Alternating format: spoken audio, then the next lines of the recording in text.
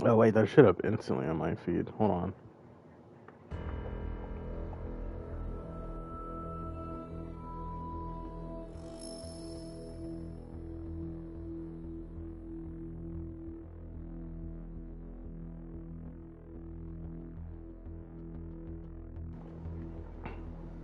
Okay.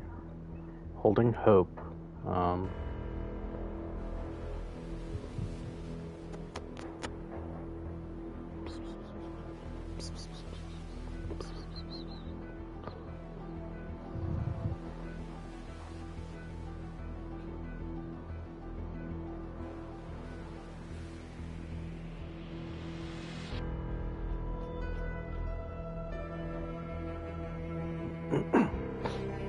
The wise but hasn't responded yet.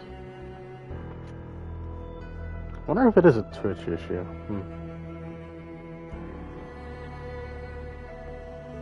Oh my god, I hate this app now. I don't know why they made it so inconvenient to access again.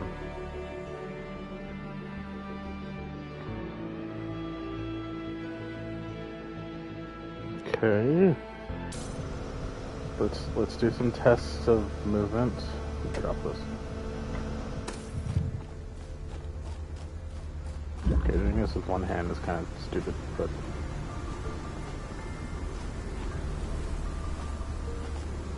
I reset the connection. No, I reset the whole modem, which seemingly did actually help my connection speed, which is good. But I am still, you know, cautious. Seems fine so far. I'll have to take your word for it. Welcome, Diggs BTW, to the stream. And thank you, Wisebot, for catching it as well. Hello, Diggs. What's up with you? Hopefully, there are no more technical issues going on.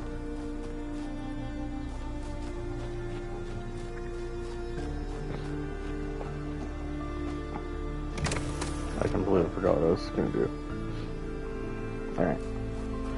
Okay, assuming technical errors are gonzo, we will proceed as planned with the game.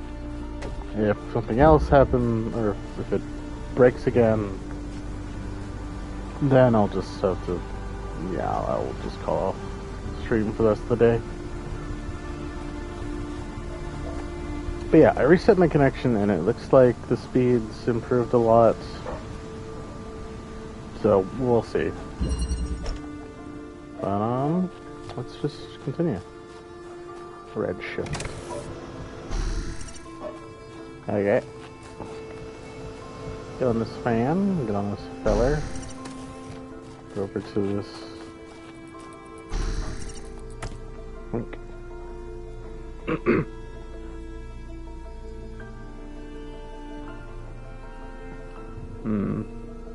But now, what do I need?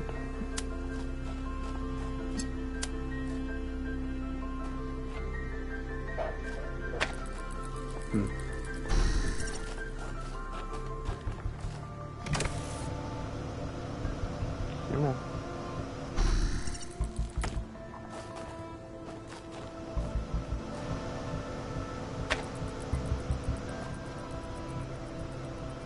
Oh, you know what?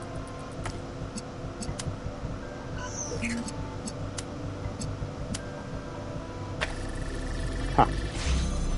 There we go. Ooh, I bet I put both on. Red and blue.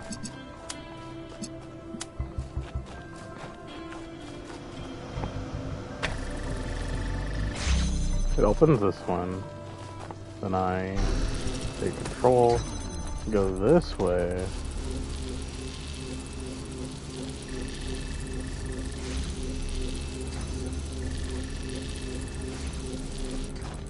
Where the heck's the dude? There he is.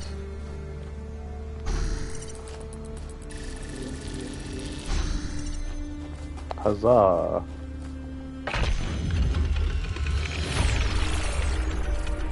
Did you see how 1K solved that one? No, sorry. Oh, it was really clever.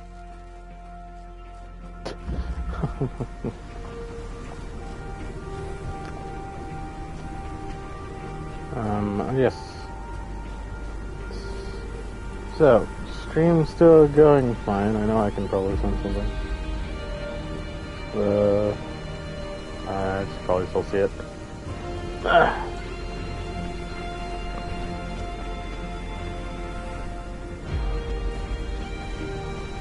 Giving us some affirmation would be more helpful. You can see the gold puzzle from up here.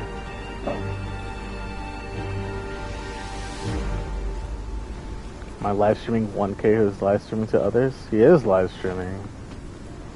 But he's a bit of a weird one. He live streams like his dreams too, or something like that. Like the weird hallucinations. Or data upload overflows, I forget what they're called. He also streams those too, somehow.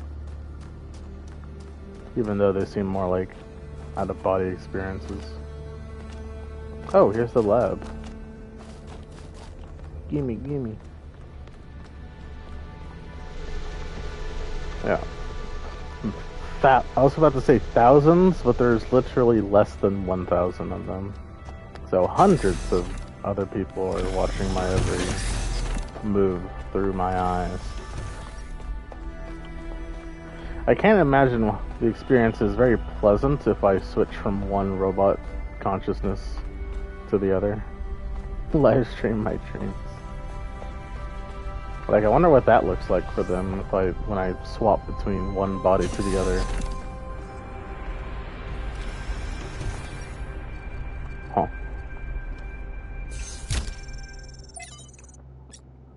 Oh lordy. To Athena. I never got to know you. People tell all these stories about you, and I don't know what to believe. You have vivid dreams, sometimes lucid dreams? I think when I was younger, I used to be a lot more aware that I was dreaming.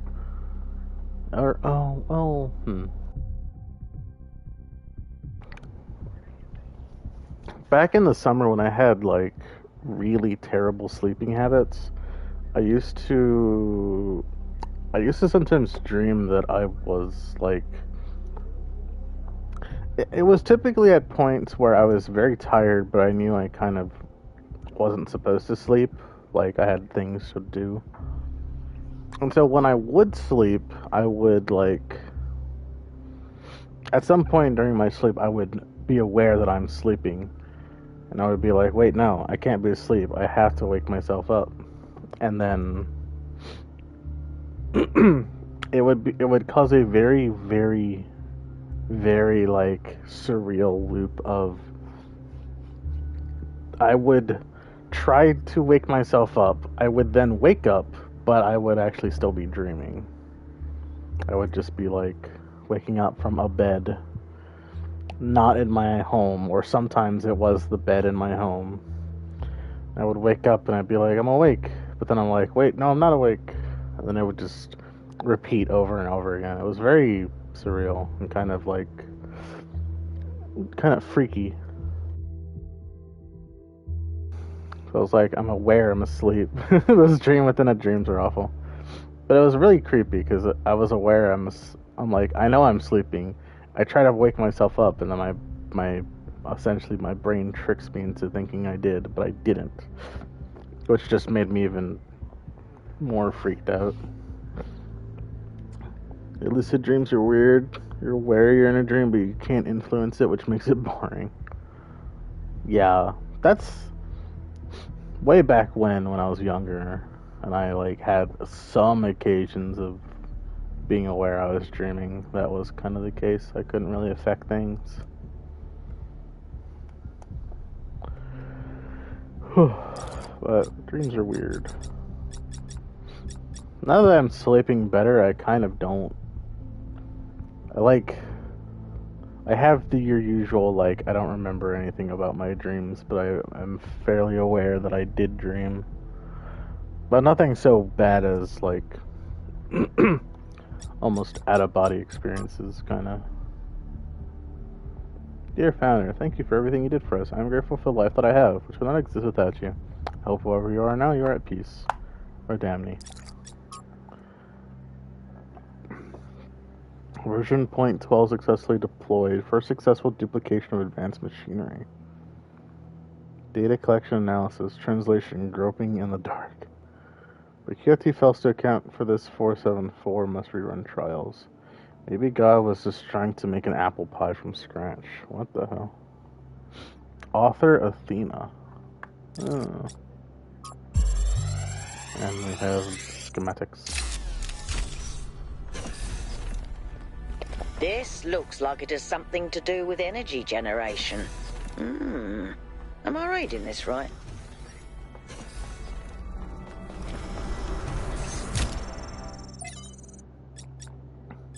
Whoa. Bells ran.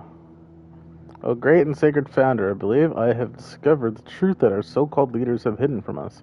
This absurd and sacrilegious goal they have us working towards, this hubristic completion day foolishness, was never your true intent. Even this abomination of a city that calls itself New Jerusalem is a deception.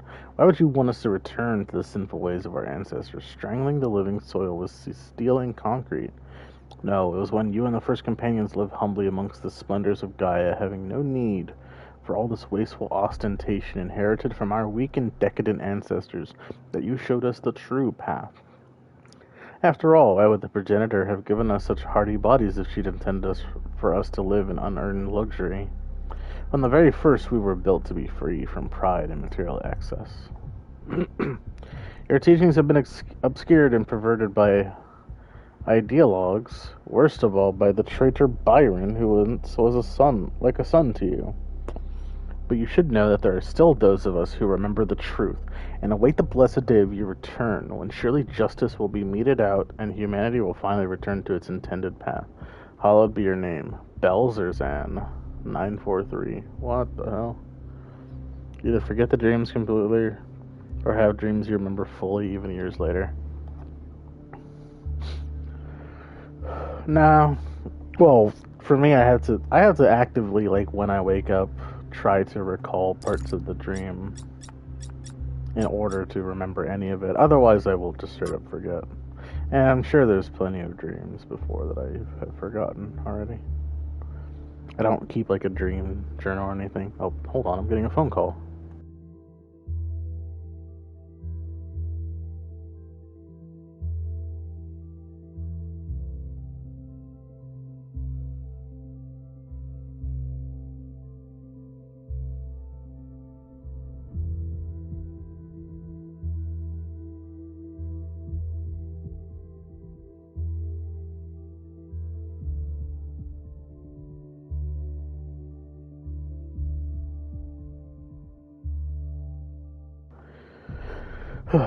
Okay.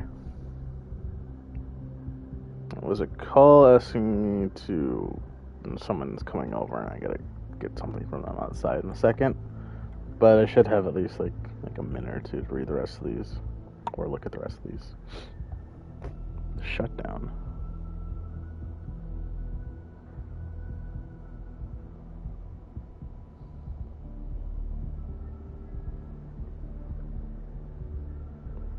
You have a dream so vivid it'll just stay in your memory. I think it might be your medication.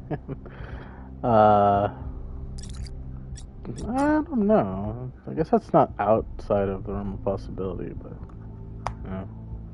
I'm not reading all this. Cliche from Air to Miranda. As you continue reading, there's a useful concept that I would like you to keep in mind. The thought terminating cliche. This is a type of phrase, often a slogan or saying, which sounds meaningful, but is really intended to make you stop thinking.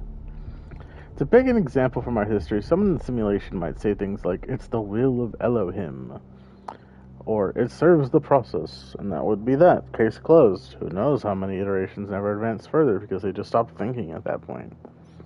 Do note, however, that a thought terminating cliché is not the same as a lie.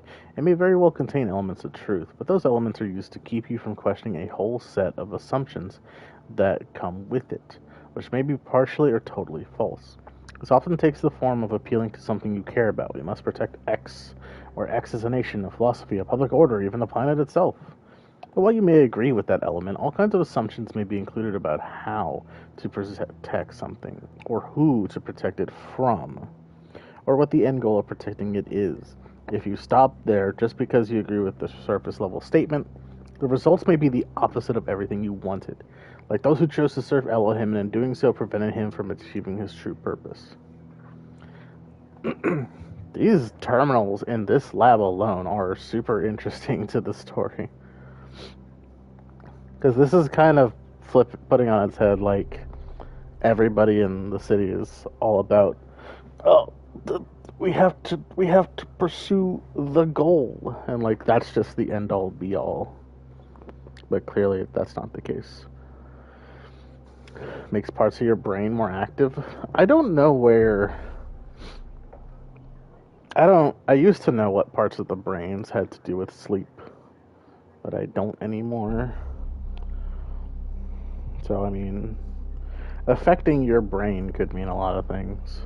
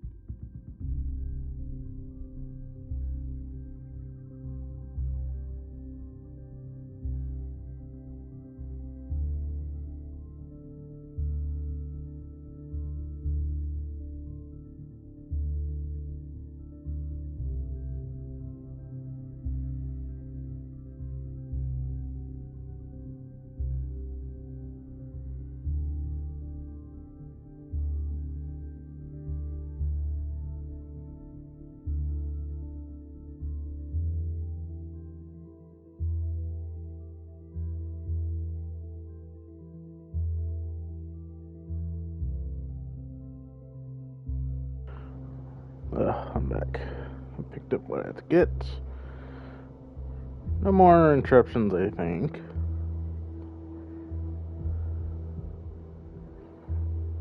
Okay. That's good. Alright.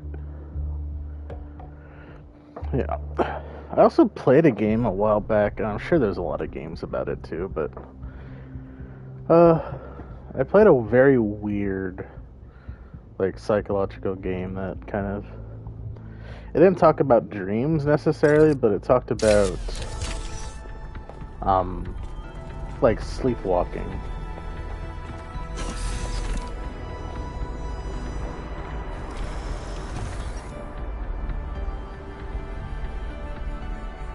Simulates parts of the brains that affect your behavior. Don't want to think about it, because thinking about it is kind of, yeah. I don't think anybody wants to think about the way something affects their brain. It's kind of like metaphysical, you know. But if it affects your behavior, it shouldn't, well, it might affect your dreams. I'm not sure. But, like I was saying, I used to play a game. It was a very weird, like, psychological puzzle type game. At least I think it was a puzzle game. That had to do with sleepwalking and a lot of the weird stuff. I think there was more going on to the game than just it all being part of the mind, but it was weird in that capacity. Because they kept throwing out a lot of this talk about sleepwalking and perception.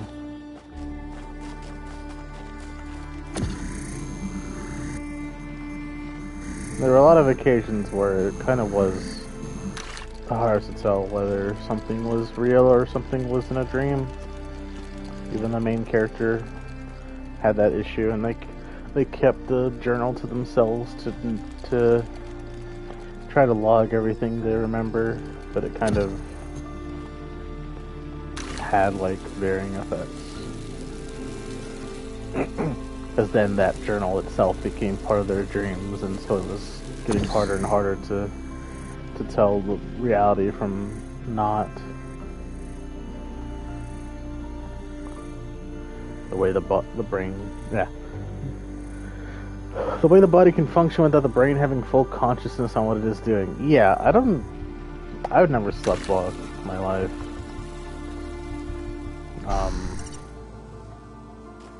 I can imagine it is very strange. Well, I can't get out of here. I imagine it's a very strange experience, and it's probably a very strange thing for other people to see.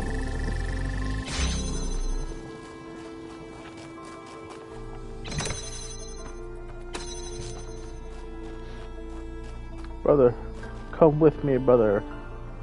Don't trap yourself, brother.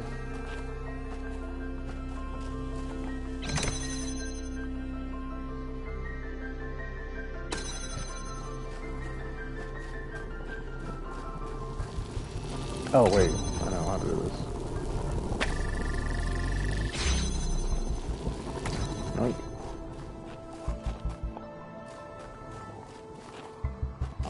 I'm gonna go in a wild get. Maybe I shouldn't.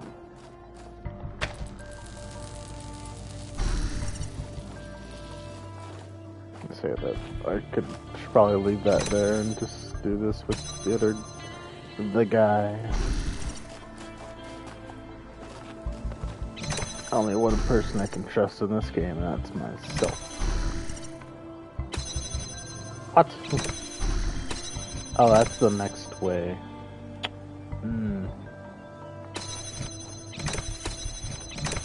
Hold on, where is the one up there? I have a better view of this if I look from here, I'm realizing. Okay, so I need to open all three of these at once. Which I should be able to do.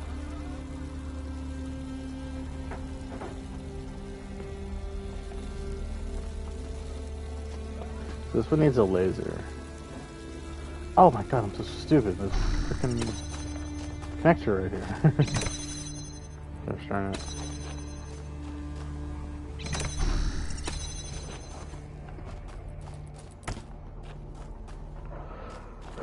I can't count the amount of times in the first game that I so intelligently would go through a whole puzzle, scratch my head for just a long time. I'm like, why isn't any of this making sense? This is impossible. And then realize I was missing, like there was just a simple thing, like behind a gate that I just didn't see. Like a little connector or a box or something. It's like, yeah. That explains a lot.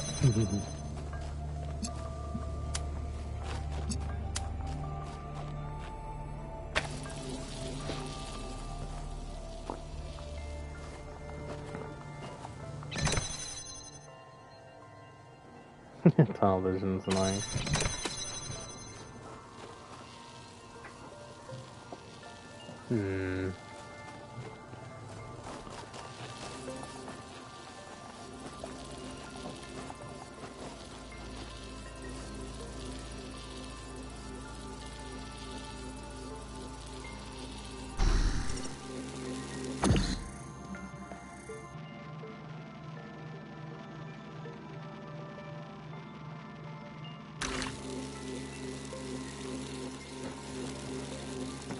So if I do that doesn't help me, does it? Oh, I guess I can pass an item through, which is useful.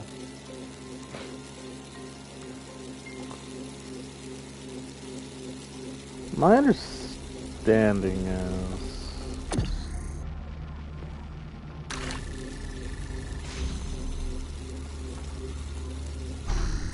But that's not exactly where it should be. I think it would actually be there. But can it even be there is the question.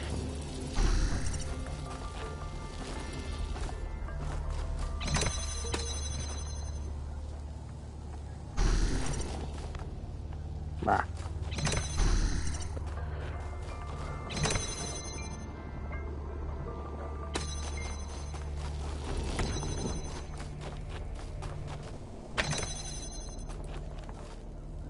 No, it can't.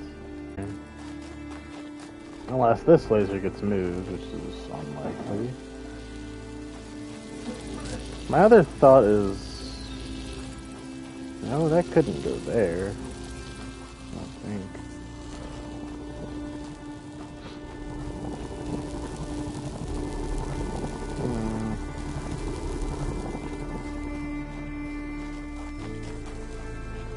That's pointless.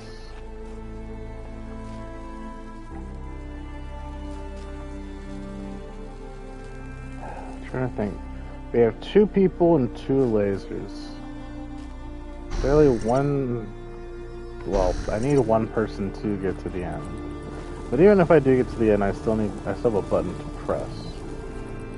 Which means I have to set it up so that a button can be pressed. Which my thinking would make me think, put the laser over here, but you can't put the laser over here because it's kind of going to show that right here.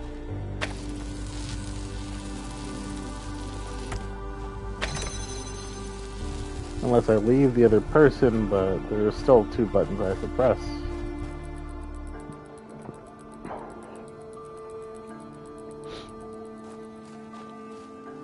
Well, I mean, I guess I could try. Or could I? No, because I have to leave the person and the laser. Which is not going to work.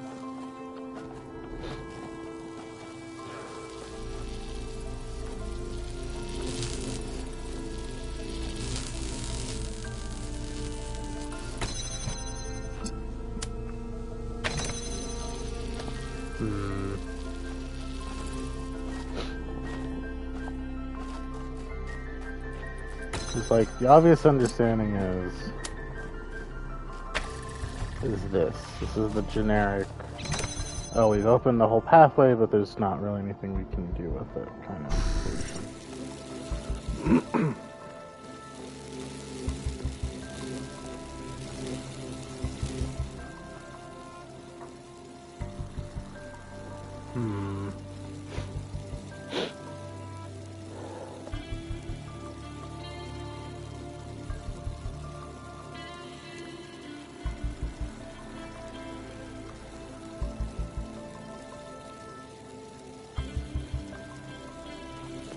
It's not like I can give the driller to any of them.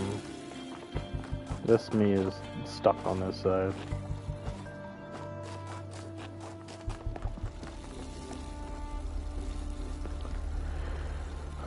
This is a pickle.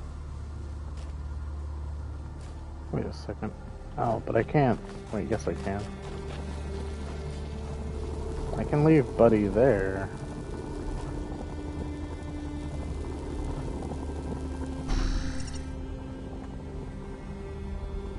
Wait, I can't.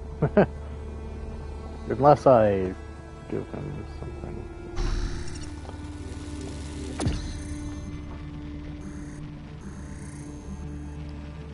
Oh, I was gonna say I could put the laser on this side, but I don't think that would work.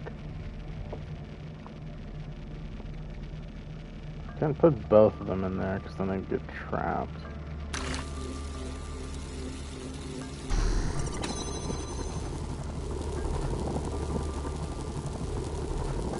Gosh darn it, where's the flippin' feller? Where the heck is he?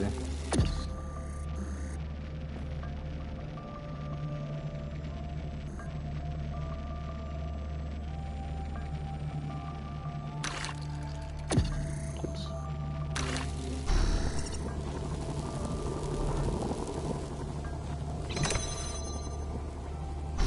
Okay, where the hell is the... Yeah.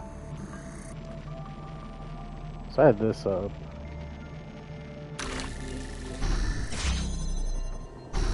Okay. I mean, I'll stand here. Gosh darn it. And somewhere a bit smarter.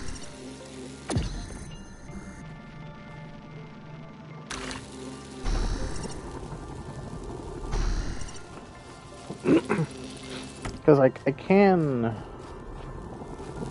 put this over. What does this do for me though?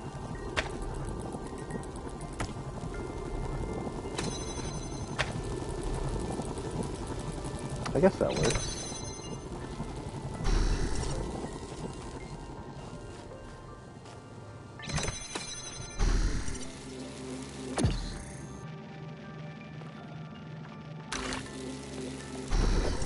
No, don't switch controls. I'm going to press R1, R2.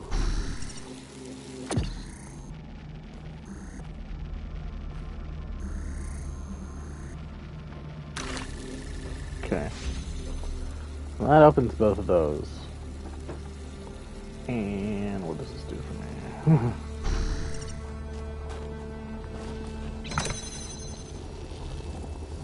So it puts it on this side. Which again, I don't know what that does for me. I'm trying to think.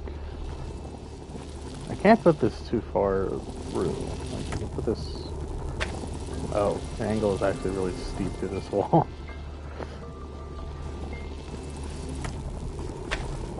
Like, how far forward could I put it before the laser can't handle it? You can't put it here. I don't know if you could even put it, like, there. But what does this even do for me?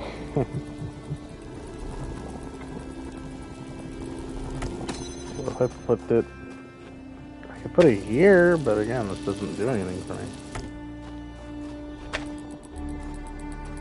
Wait, I can put it here.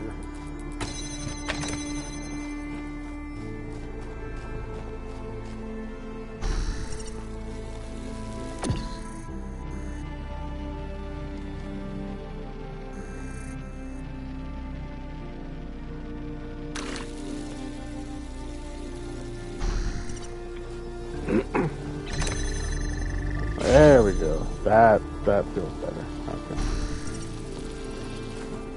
Now we are left with just one last issue. I have nothing to put here.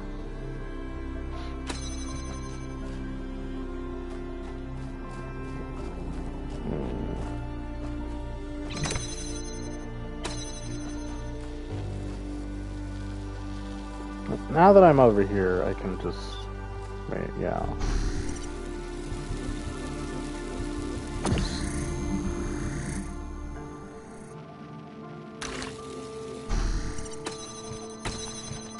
I can just move this over.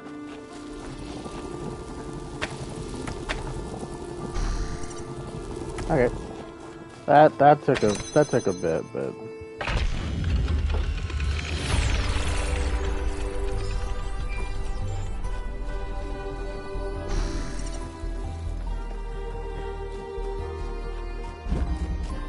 is this 7? No, this is 8. Oh, okay, we're done with this place then. There's still the secret stuff. Like that Sphinx statue up there, for instance.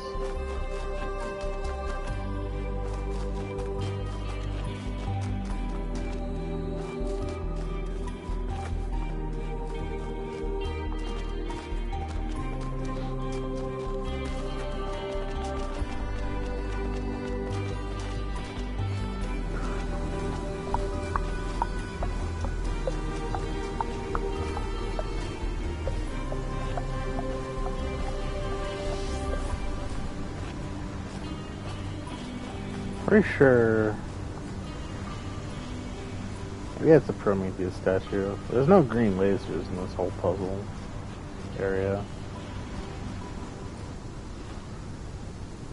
What the? There's fire giants at the top of the snowy mountain? Thankfully, no.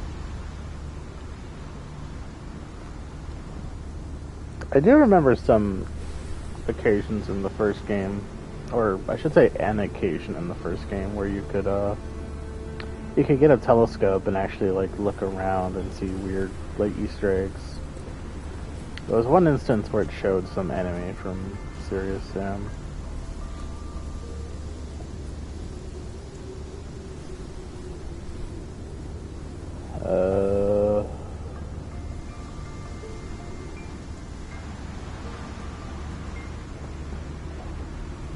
I see an A, a C, and a T. Act, tack, cat, perhaps.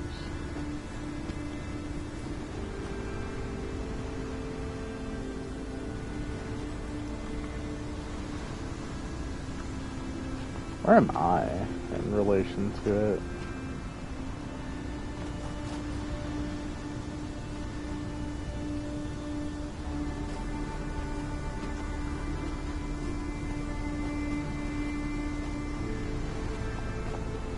Although that also begs the question, what the hell is it even asking me to do?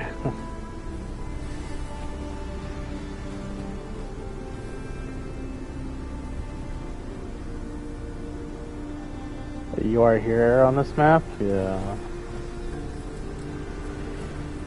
See, the small little hub areas in the first game were not...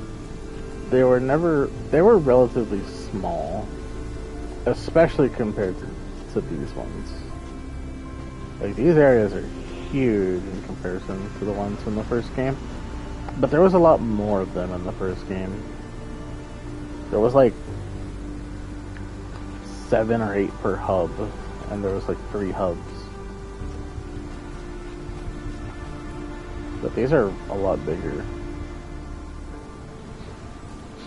I'm assuming 1, 2, 3, 4, 5, 6, 7, 8, 9, 9. I was gonna say, I'm assuming that each of those buildings is a puzzle, but that doesn't seem to be the case. Well, if the big structure is that way, pointing that way, then we're like at the bottom right-ish. Here. There's a squarish structure right here. That kind of seems to be the case. But even then, what does the letter T have to do with this place? If at all, anything. Is there a lever on it again?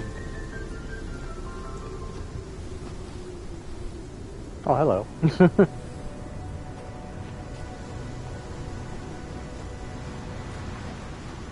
Huh.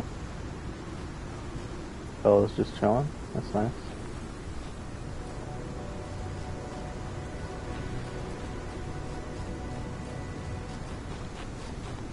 Lever? No. What is the T? What does it mean? Is there something in the solution area? Just a couple of snow dudes just chilling.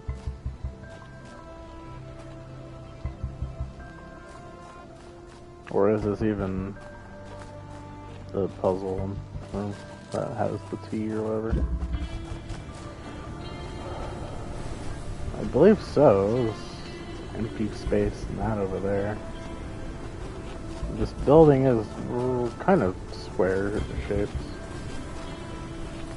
Oh.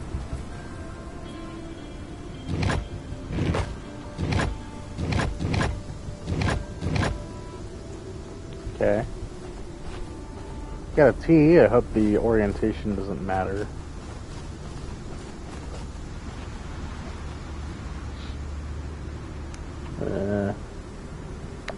We'll just hope it doesn't.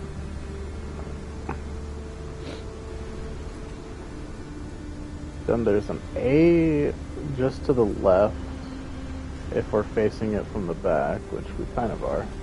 And then a C on the far one to the right, which might be that one over there.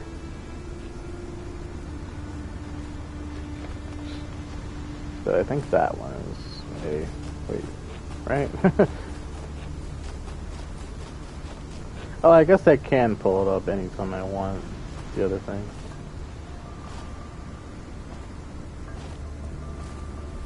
Which is nice. Can't discount that.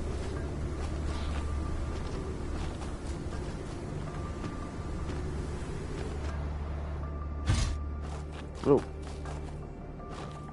Alright.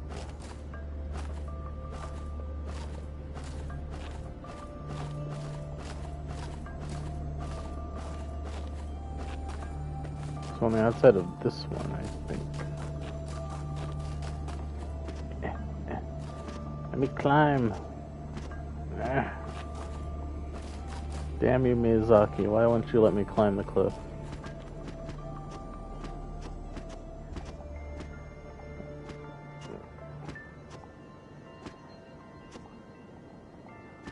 Okay, maybe not this side. Let's try the other side.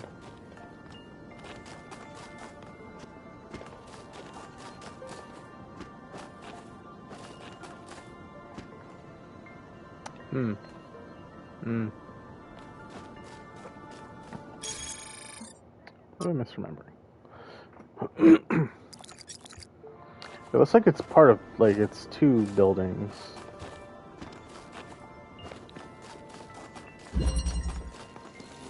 Oh god, this one. Kinda doesn't look like two buildings.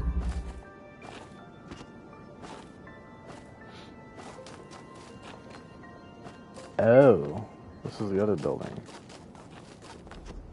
The Lost puzzle.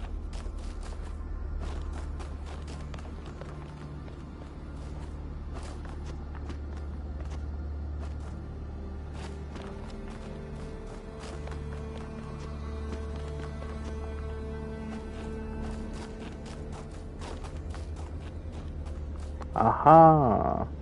I was about to say, how do I make A on a 3x3 grid, but it seems to have helped me out in that case. A. I hope it's push in and not the opposite. Dear God, I hope that's the case. Oh,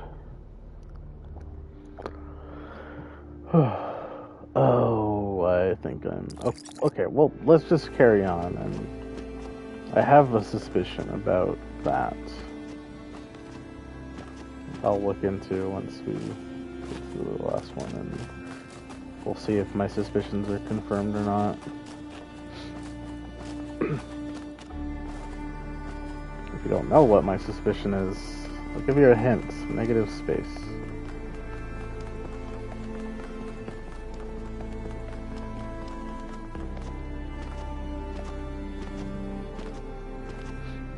But are you suspicious of something? I think it's, yeah, it's that one over there.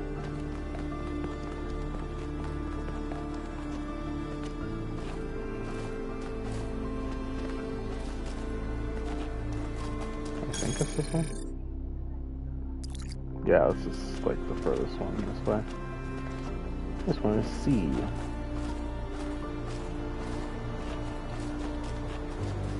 Also the other lost puzzle, or whatever it's called.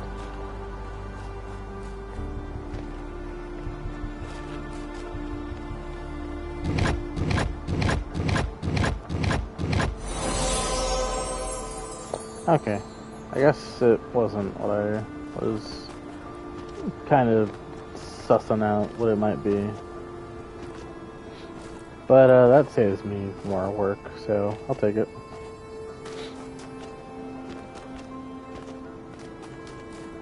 Because I noticed that on the little map, the T was, like, the colors were inverted for the T, and I was wondering if... I had to push in for the T, but not for the others. I had to do it like the opposite. But no, it was simpler than that. Thankfully.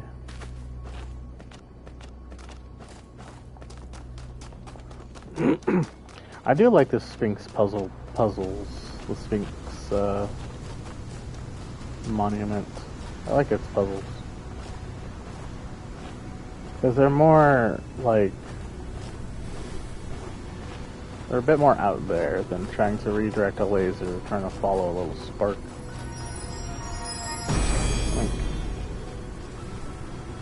If the fool persisted in his foolishness, would he become wise? Hmm.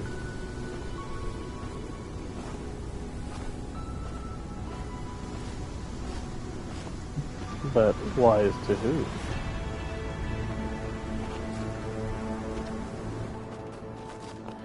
Now, unfortunately, you'd still be foolish.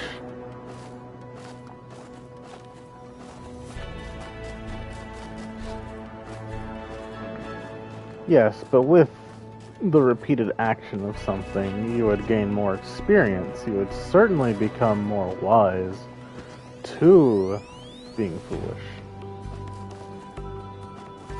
Yeah.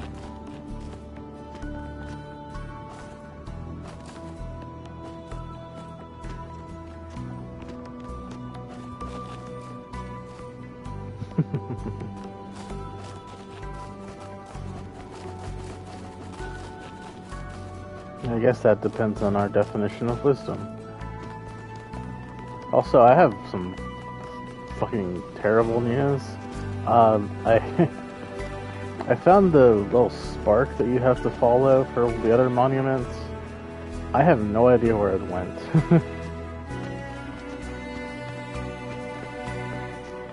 Like, it was right here, and then I tried following it, and then I lost track of it immediately, and then it's somewhere else.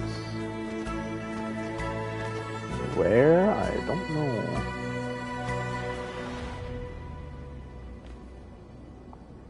Huh. Is there any more question marks? I don't think there are, except maybe the Prometheus statue. Did I investigate what that was down there?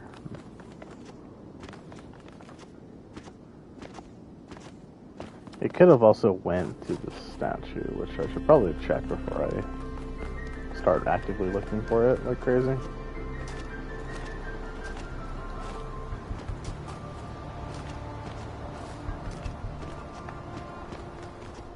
But yeah, me not following it when me being really inattentive at following it was not good.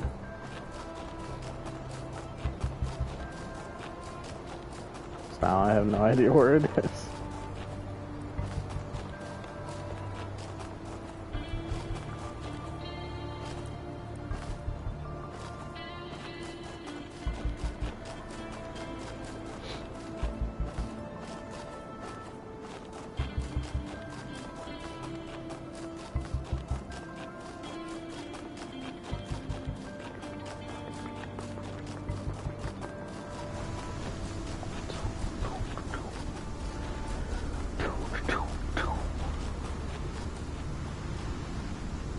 Yeah, find my sprite and follow it until it leads you back to me. Mr. Prometheus, sir, and if I forgot where the sprite went, what I do? What do I do? Maybe it went back to the start? No, it didn't, because I just walked past the start.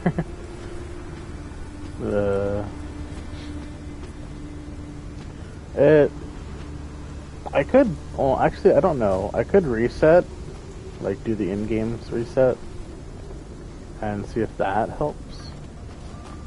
Otherwise, I will just have to look around. It's not the most, like, if you see it, you'll know what it is. It's not, like, hidden. Oh, it's one of those things down there. I'm kind of curious about that. How about fast traveling and coming back? That could work. Let's see what this is.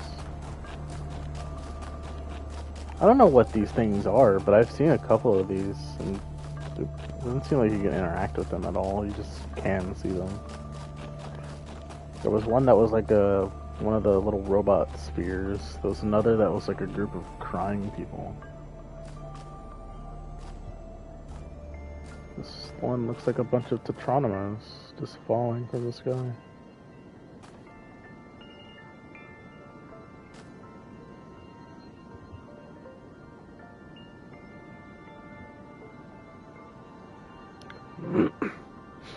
Remember the egg? Yeah.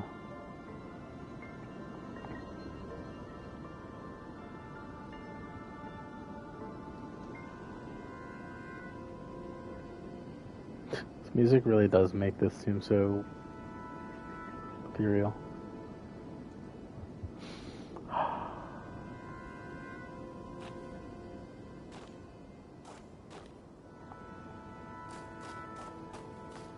Yeah.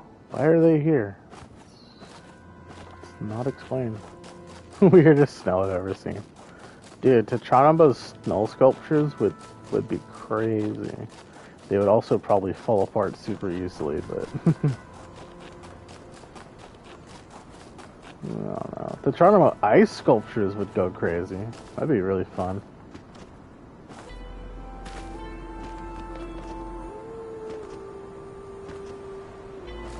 I have to be careful about falling, because I actually can get hurt. I don't know if it's like permanent damage, or just an indicator that like, hey, you fell a bit, don't do that again. Don't fall from a higher height. Greater height.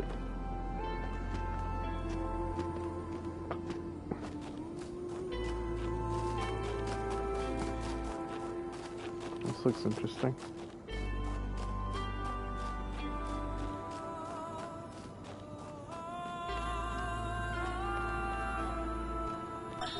We begin with the self, because that is what determines our existence as individuals.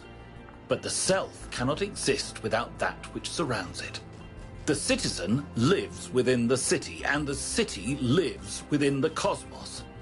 So now we must apply the principle we have discovered to the wider world and ask, if man is like a machine, could it be that the universe is similar in nature? And if so, what follows from that fact?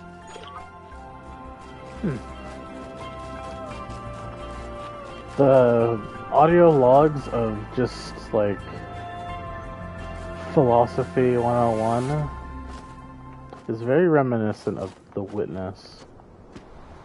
Yeah, you know, it's our little Skyrim guy. It's just the robot skin mod. Shadow texture looks a little off. It's a very jagged texture.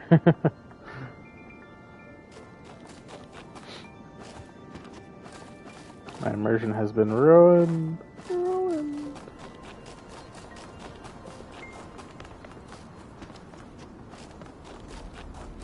Now, I could also do this crazy thing called just look up where the frickin' sprite goes. A texture, a sneaky secret. If this was the first game, it probably would be a secret. Because, remember, the first game, you were in a simulation, and, so weird stuff like textures going crazy was pretty normal. I'm checking to see if the sprite went over here. No, but there's a little Prometheus flame. For skipping a puzzle.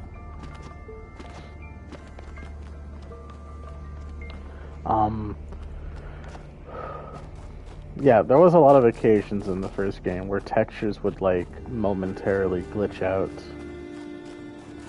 And weird stuff like that would happen. Stuff that made it very obvious you were in a simulation. If you were under the idea that the world itself was just weird. Which in that game is not an unpopular opinion. But eventually you figure out.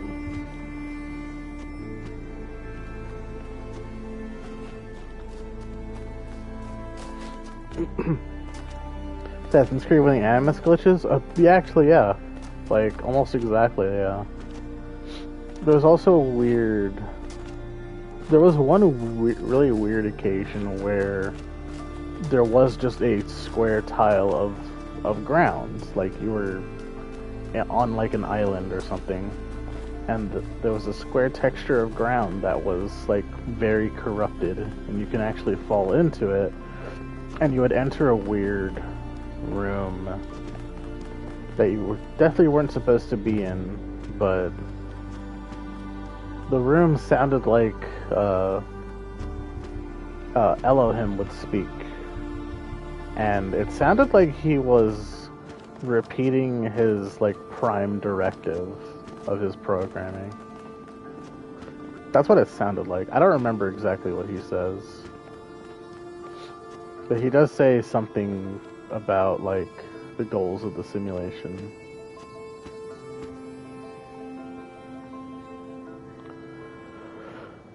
It's very interesting to listen to. I wonder if the spark went up here, actually. I never checked up here.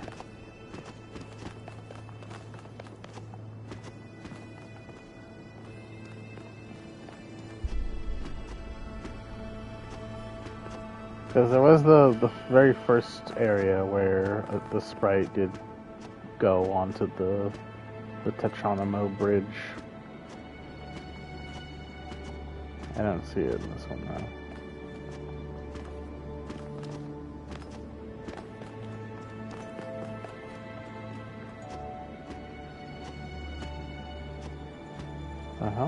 Oh no, I did do that puzzle.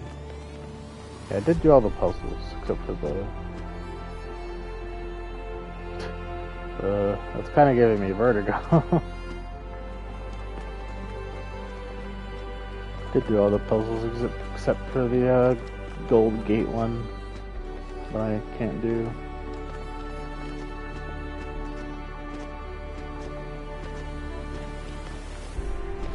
If the sprite isn't do a flip. If the sprite isn't in this area, maybe I will just look up where its second location is. It's like I was trying to follow it, but then I just genuinely lost it. I couldn't figure out where it went next.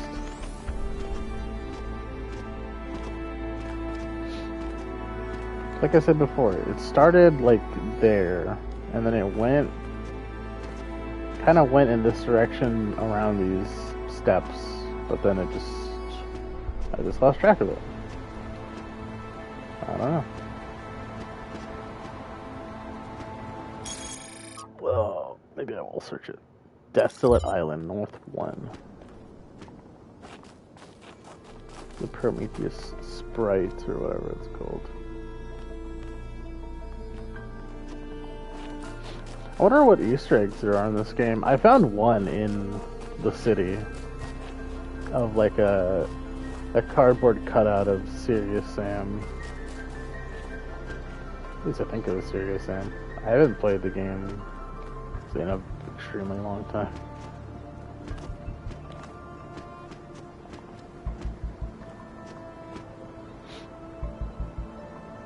Yeah, let me search it up just real quick.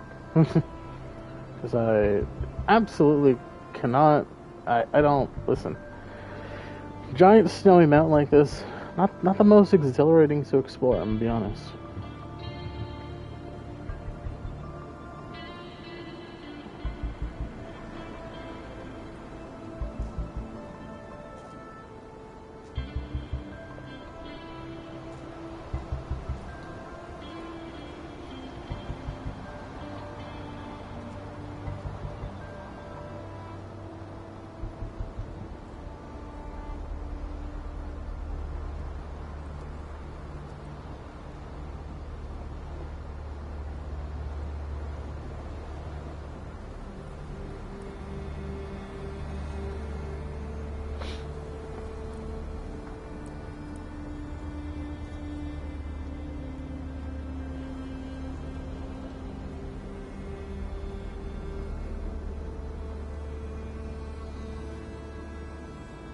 Oh, that's interesting.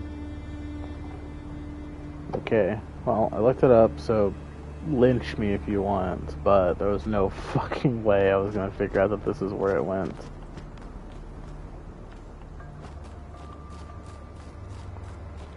Is it this one? Yeah, it went up there, of all places. I was not gonna think to visit a puzzle again. Gosh darn it.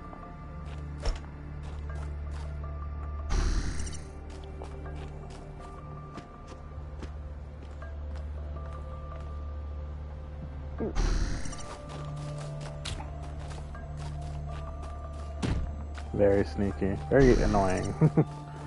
Not a good thing to not watch happen.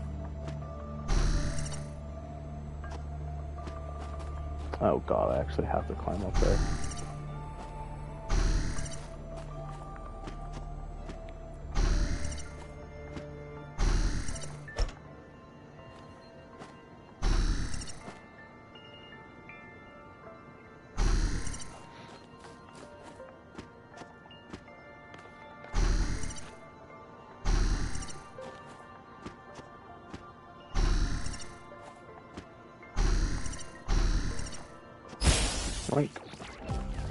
Alright, let's follow it this time.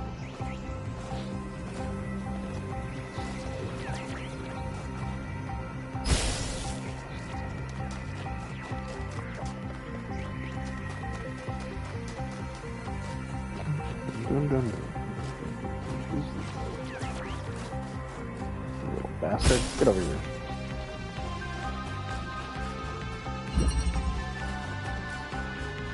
Right behind.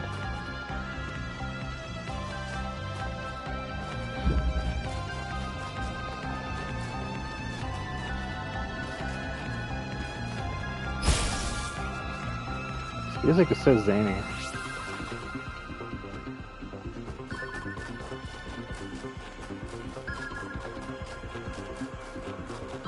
Yeah.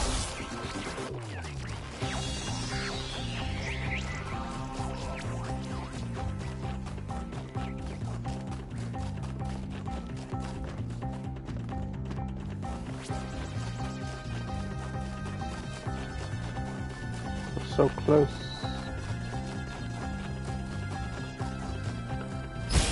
Yippee!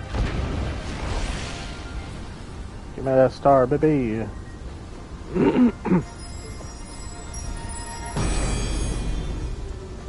Elham was right. We cannot return to the past, but the future can redeem all that has happened.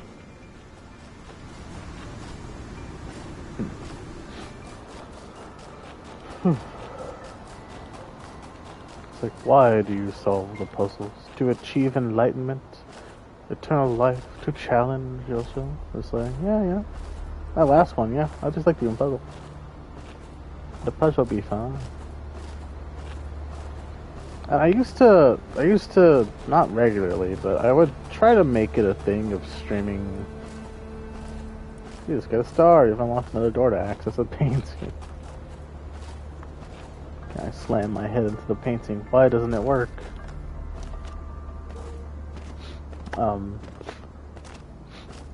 But I used to try to make it a regular thing to stream The Witness at least once each summer, because The Witness is just a game I really enjoy. Seeing the odd few people show up and kind of discuss the philosophy that The Witness loves bringing up.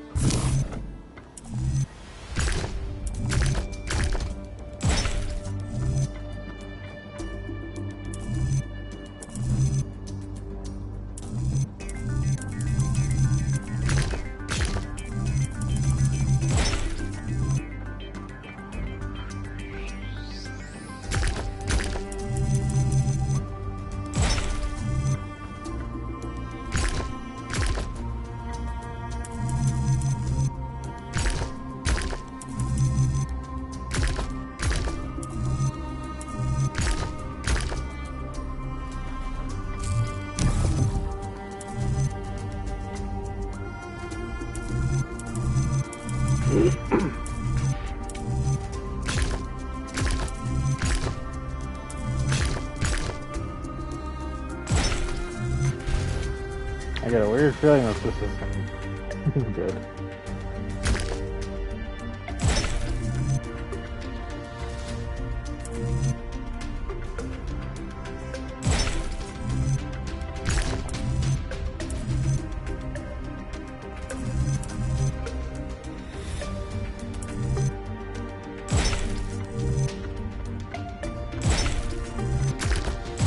Oh, never mind. It worked out just fine. Yippee! Let's go. Alright, who is it this time?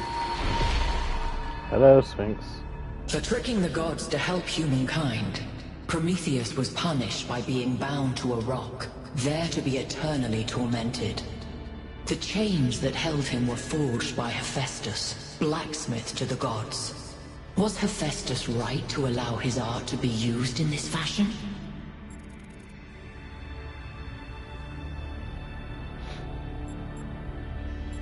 Hephaestus only forged the chains. It was Zeus who bound Prometheus. How about you just cut out the cryptic nonsense and tell me if Athena is here? No, no one should be changed. Chained. Hephaestus only forged the chains. It was Zeus who bound Prometheus. This is a lot of, like... this point here is a lot of, like... issues with various things. Especially today, society. And is Hephaestus therefore absolved of the responsibilities of the Creator? Depends on the intent. The individual morality of Hephaestus is a distraction from the unjust laws decreed by the gods. Topical, yeah. He is the creator of the device used to inflict some sort of harm on others. Does that make him responsible?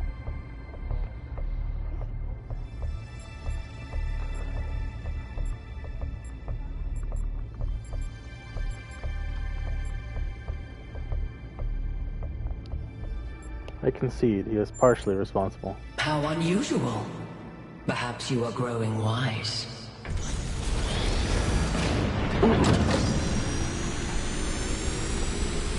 Forgotten City taught me that there's nothing wrong with changing your stance if met with some arguments that seemingly logically thwart your point. Enter the town, speak to an entity, turn on the beam. It's like she's appealing to our past, reminding us of where we came from, but changing enough elements to make us view our history through a different lens. Or maybe I'm completely missing the point. I don't know. You might have something there. I read about this in a book. It's called defamiliarization. Yakut? I think I'm actually impressed.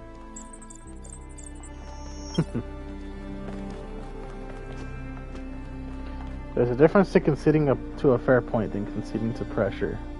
Yeah, and that's the thing with the at least ideal logical arguments is there has to be made an attempt to not have the argument be driven by unfair circumstances. Like, the argument should just be of the topic of logic, not of outliers, not of tangents, not of stuff that is ultimately inconsequential to the argument itself. And conceding to a point, even if partially conceding, is one thing. And in proper logical argument, it's never something that should be done through force or unjust means.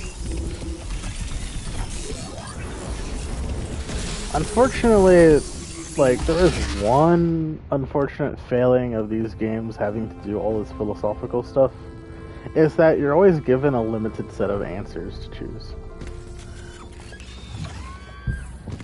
And, like, they can give you a lot of possible answers, and even some of really deep complexity.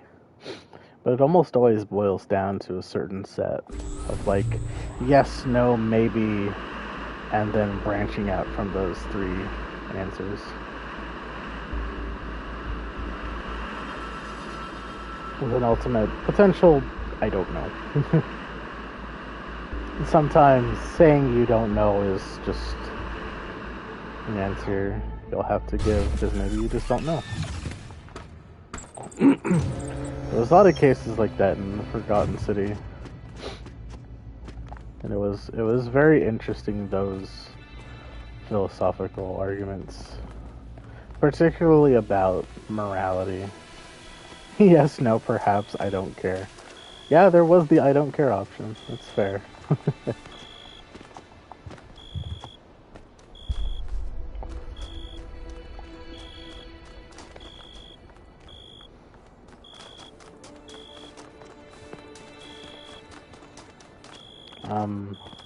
Oh shit, it's nighttime. I just noticed. Some time passing.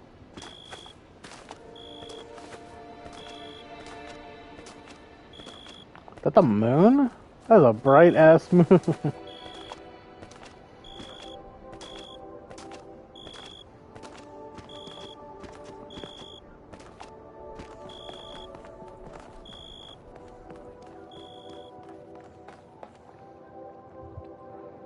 Turn that alarm off.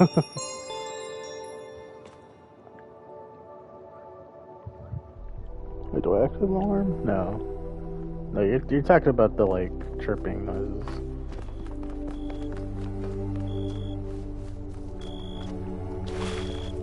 Oh yeah, it does kind of sound like an alarm in the distance. Why is the moon so bright? Also, why is it so big? Meant to be a cricket? Yeah. This game is unrealistic. The moon's gravity, or the NASA says the moon is slowly drifting away from us. So this is like way in the future. The moon should be, well, first of all, it should not be bigger than what it usually is. It should be very small. My immersion is broken. This game is terrible. I've seen a moon that, you seen a moon that bright before? Yeah, but like, the moon can't reflect so much light that its surface shines like that. That's impossible. Right. Also, it's a full moon. Which isn't inherently weird, it's saying it's a full moon. I should have been talking about, oh, this is east, and maybe one chasm of stigmatism. Yeah, you can see it in his eyes. I don't know how a robot has an astigmatism when he can perceive other things with pretty good focus. So I did notice that the sun was setting behind the pyramid. So I could have also ranted about if it wasn't setting in the west. You're like, rabble, rabble, rabble, rabble.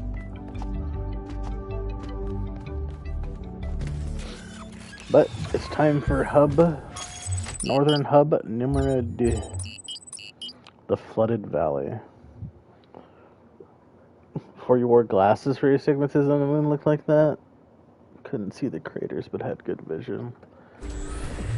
Yeah, but that's getting rid of, on your like, way to an island. a lot Yes, another island. details. Sorry, Melville. Well, it actually used to be a valley between the mountains, but it's mostly flooded now. That probably happened long before the founder came here, though. Another legacy of our ancestors. Do me a favor, will you? Look for another one of the Founder's labs. We can't get back into the megastructure without getting to the third site in the north, but I need more information to make more fixes.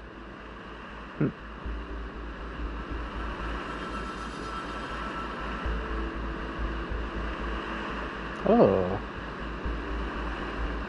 It's very bright here. I must have been writing in this for quite a while. Feels like the dead of night.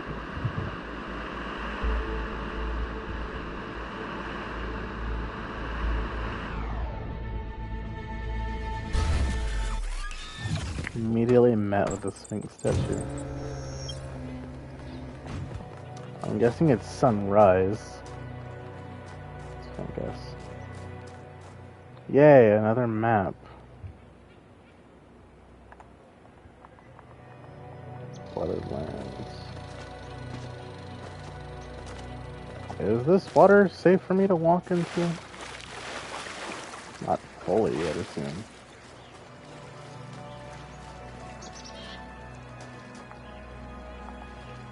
Yeah, I did. I started today's stream going into the megastructure, yeah. We went into the eastern entrance. There were some puzzles inside that were, like, absurdly easy. And we learned that the founder, the first robot, or the protagonist from the first game, I guess, was also here and could very well be inside the megastructure. But so we're continuing our loop of... We had to leave because there was a huge energy spike or something.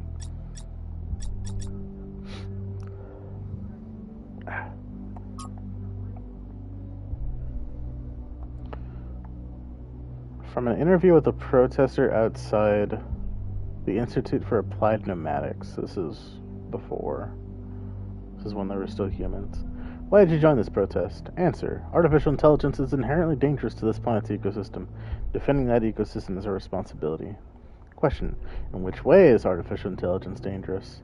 I'm not some paranoid idiot imagining Skynet taking over the world, alright? That's science fiction.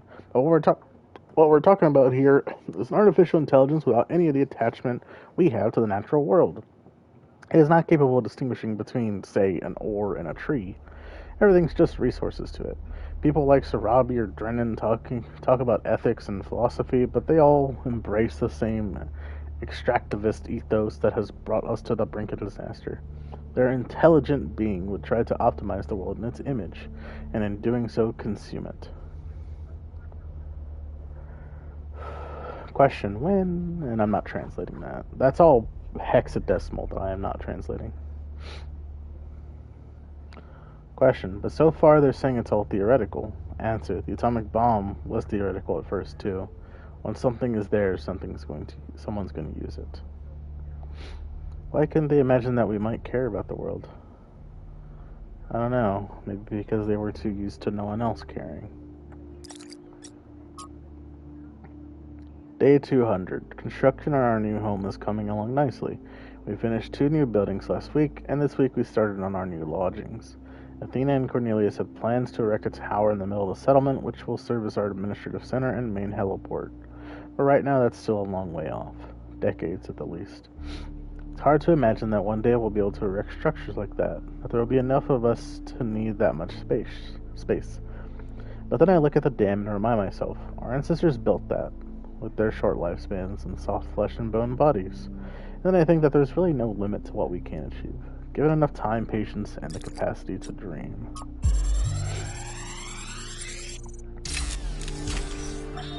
Strap in, this is a long one. You may have heard the story of the carpenter who died to redeem humanity's sins. It's a powerful story, bittersweet, very human, and I just want to tell you that it's true. He was a real person, and his name was John Carpenter. He was born in the year 1948, and he was the coolest filmmaker to ever walk the earth. From Halloween to The Thing to They Live, the totally underrated In the Mouth of Madness, mind you, he just made classic after classic. All of his movies, really fun, really atmospheric, but also really smart. Even when they were goofy, most directors would kill to have made just one of those movies. And what did he get for it? A big, fat truckload of nothing. Well, less than nothing. The studios, the critics, even the fans, they hated him. The Thing, okay, for example, which is about as perfect a movie as you can make, completely torn to shreds. And his career never really recovered. Every movie after that was a struggle, and after a while, he just got tired of it and quit. He only really came back to movies in his 70s. How many works of genius did we never get because of that? Look, I have a point here. People like Carpenter, people like Alex, they're not always appreciated in their own time. If you just do what's popular, you might never create anything important. Of course, we admire people who did the right thing, who didn't conform, but we only ever admire them after the fact.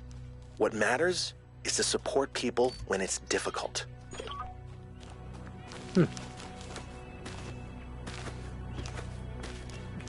There was a carpenter. A very important carpenter. John Carpenter.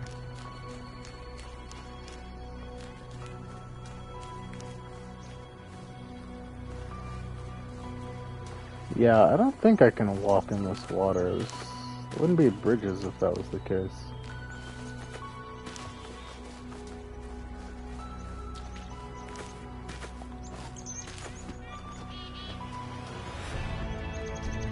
But there has to be shallow points, I think. Or no, there are paths between everything. I don't want to use. Yeah. You know what? I'll do what I did in the last hub. I'll just do all the puzzles first and then worry about the secret stuff.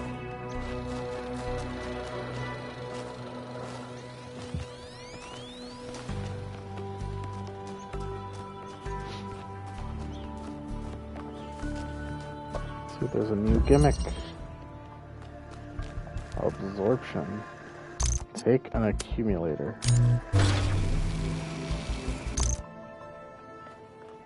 Okay then.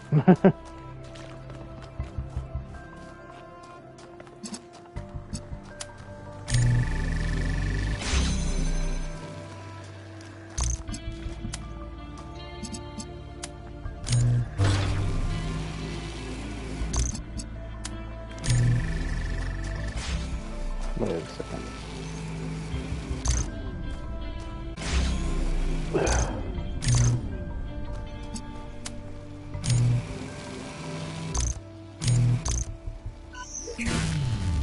Oh, that discharged it. Shit, okay.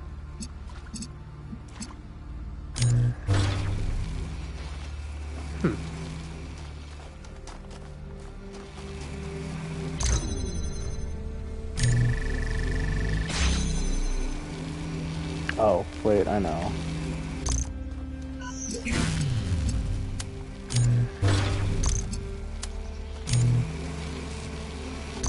What an interesting way of doing it.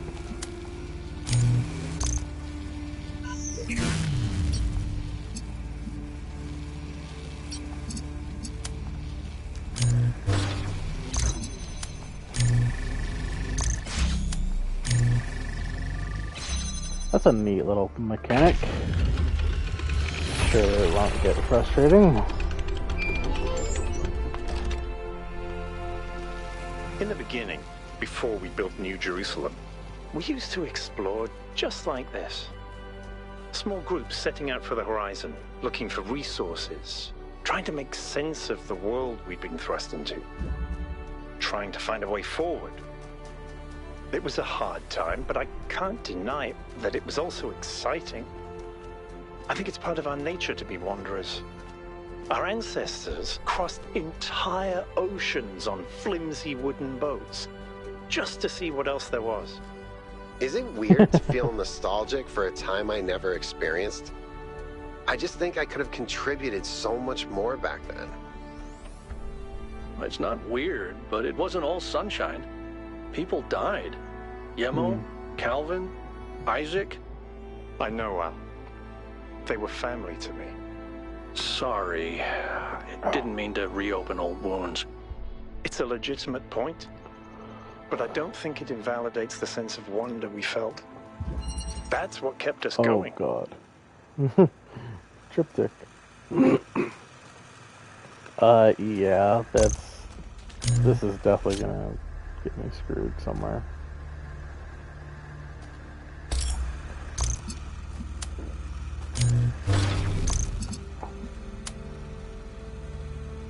Wait a second.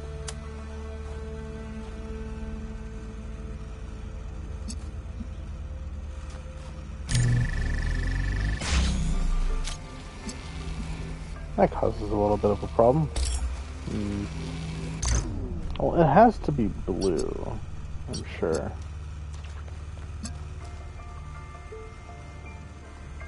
How do I make it so they don't collide?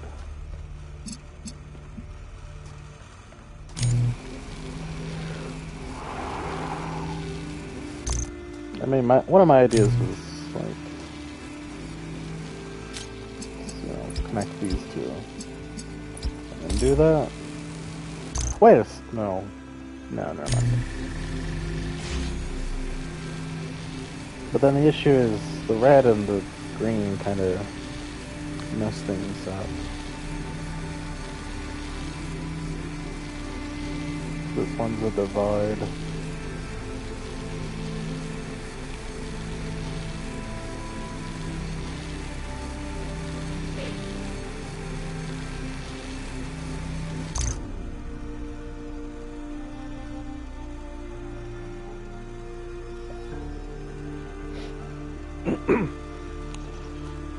Yeah. My idea was like, ooh, what if I did this? That would be cool. But then I realized this won't.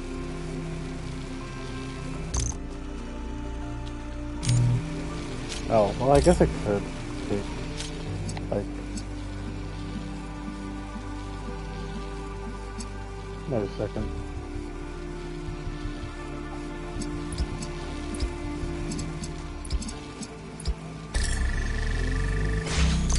Aha! Clever girl.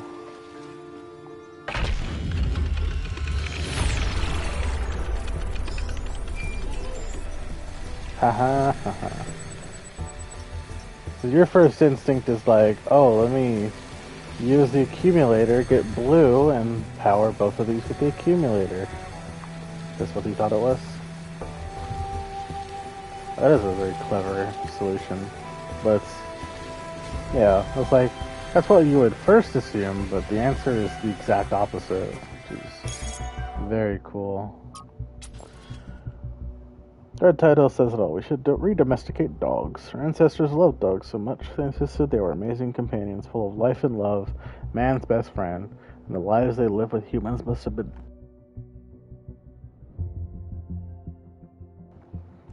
infinitely better than in the wild.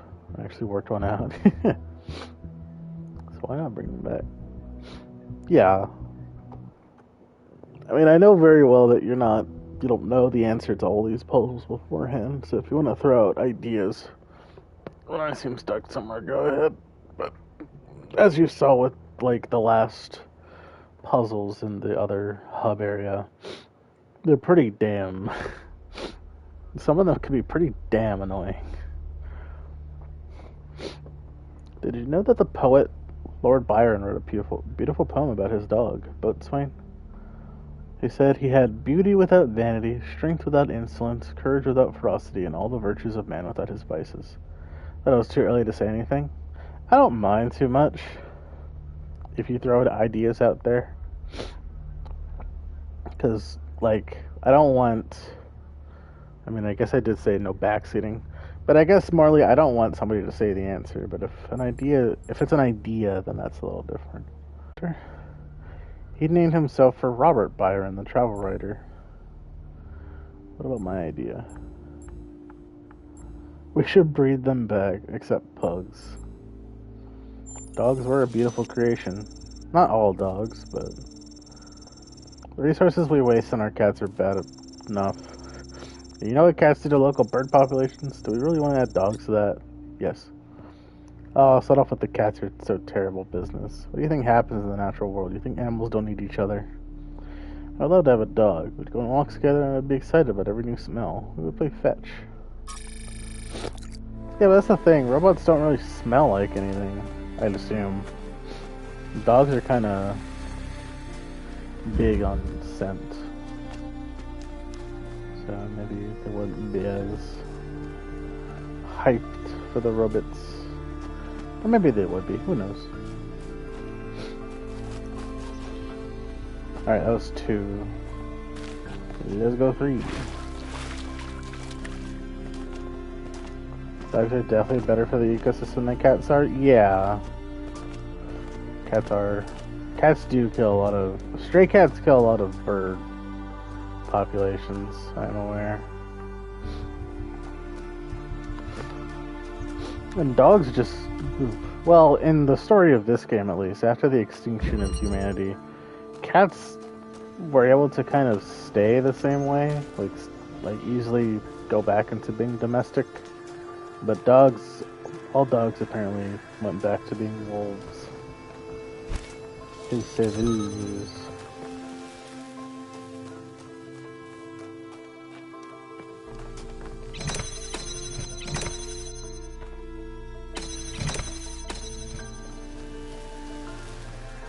Accumulator ought to make this interesting.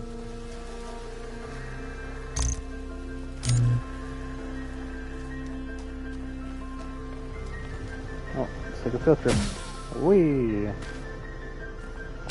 I got duck oob.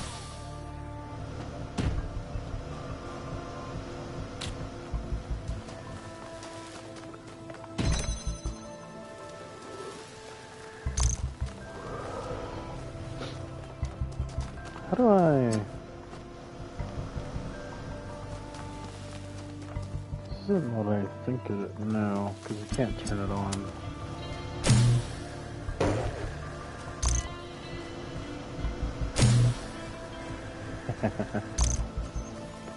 I don't know how to give it the charge. Or do I put it on a box? No, it doesn't look like it'd be high enough. My other thought was to send it with the fan, but the box would get sent first.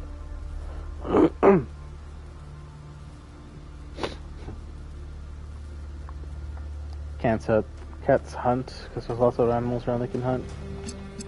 Yeah, like domestic house cats, they like to hunt for birds and birds, rats, mice, etc. Small things. And they already do it. They're like half domestic. Because they can easily assimilate between being feral and not pretty easily. At least easier than dogs could. What is keeping this door closed?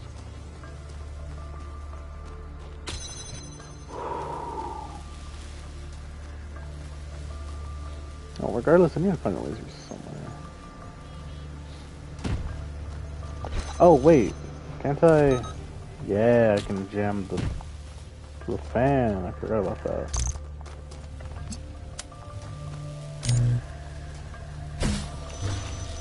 There we go.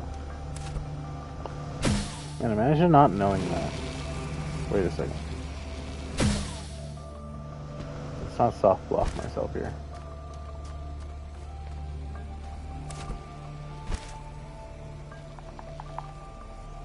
Oh wait, no, that wouldn't soft block me. I just shove that over, carry this with me. Okay.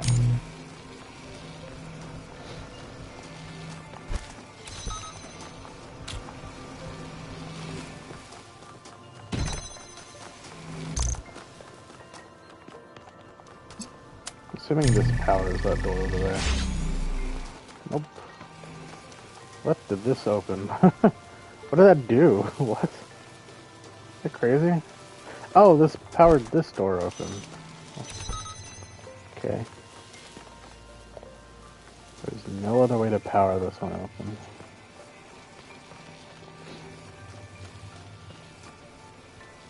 But I think I'm good. I just need a red laser.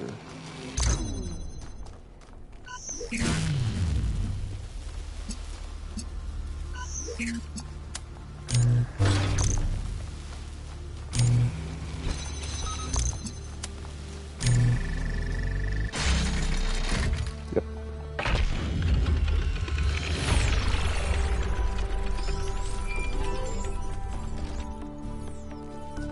There's so much history here that we can't see.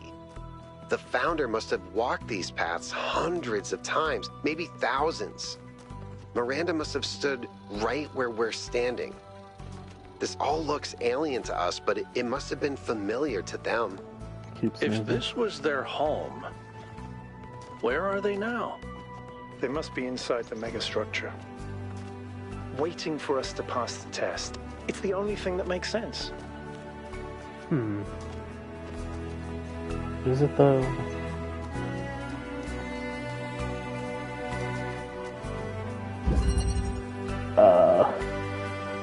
You're sneezing from hay fever. I've never had hay fever. I don't think I live. Or they're dead, yeah.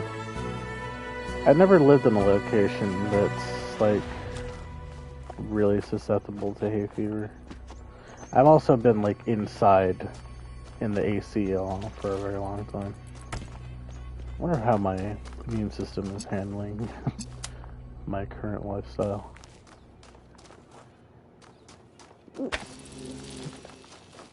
Who knows?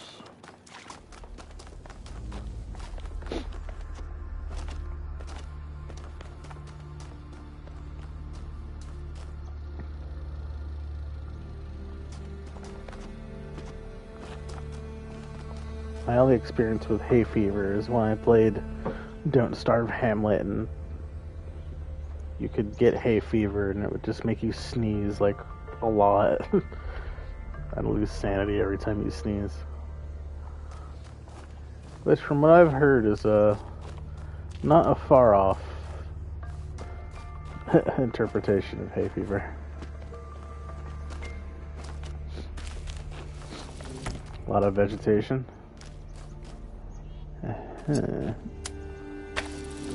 Oh wait, that's a purple barrier, not a blue one.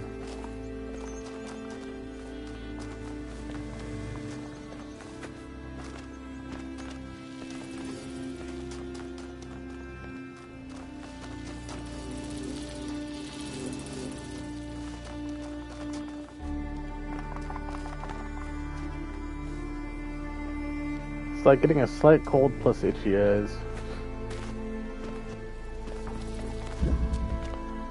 Yeah. The itchy eyes I would definitely not stand. Like, I've had bad seasonal allergies before that were, like, just mind-numbing to have. The more you stretch, the worse it gets.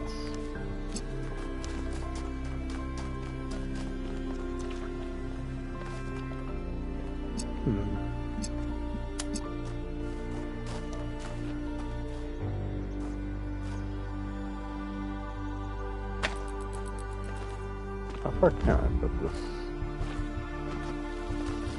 Not very. You spread the pollen further around your eyes and irritate the skin. Sounds like a cold bath would be nice.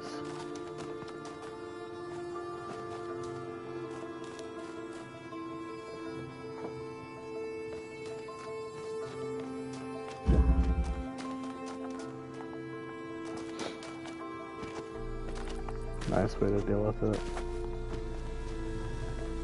So I assume, like, bathing helps a little. At least washing your face.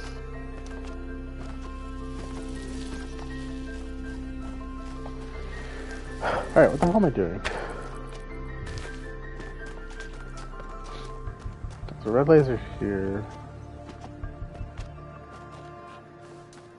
Taking pills for it. And wipes. Oh, fine, almost decent. Nothing to help but alleviate it. I mean, it is from just irritants. And I assume because it's all about irritants and antihistamines and all that shit, that some people probably can deal with it a lot better than others.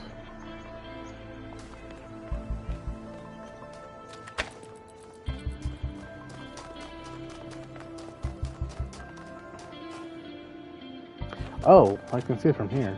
Okay.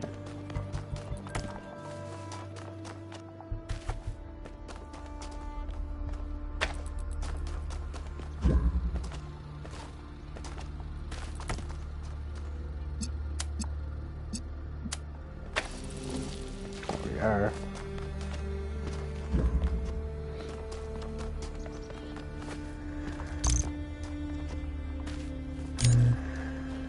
I'm going to assume I probably want to absorb the red laser.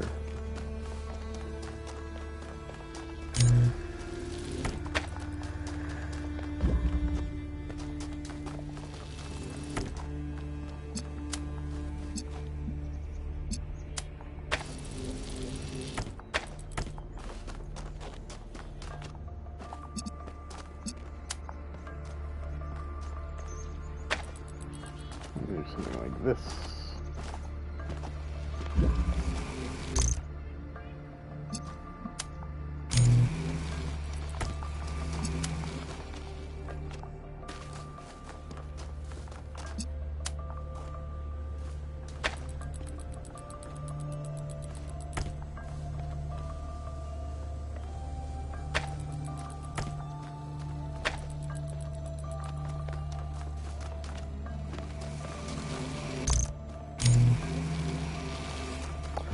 Alright, that should be good. Hooray!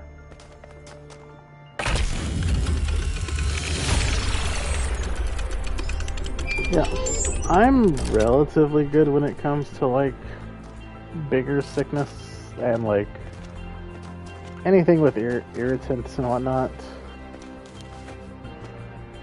I'm like okay at it. When I was younger, I used to be a lot worse, but nowadays I've gotten my immune system's kind of kicked up a notch a bit. My sister, however, is like allergic to everything.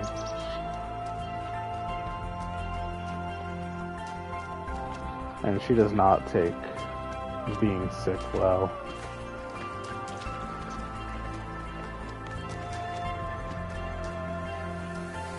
Five.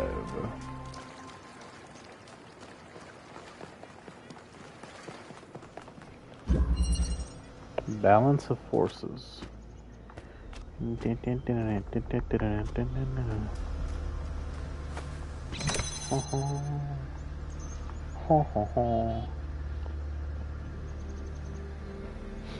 made your immune system worse? That's unfortunate.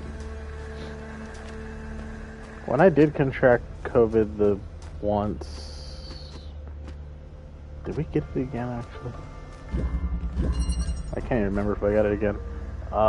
When I contracted COVID, at least for the first time, it felt like the flu. Or it felt like a bad cold. To like put it into a more general perspective. Like, I could handle it okay. I didn't feel great, but I wasn't hospitalized or completely just incapable of doing anything. Which is the nice hallmark of that immune system I got. Yo. Which essentially meant that even though I was sick, and so was my mother, though we both, like, our symptoms were not as severe as my brother and sister. We, while, like, kind of sick, quote-unquote, whatever, we had to take care of them, which was a bit of a stressful point.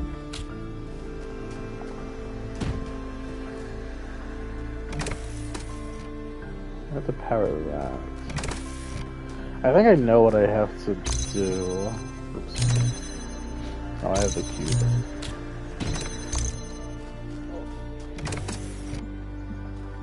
Well, actually, where's the blue laser? Hold on. It's right here.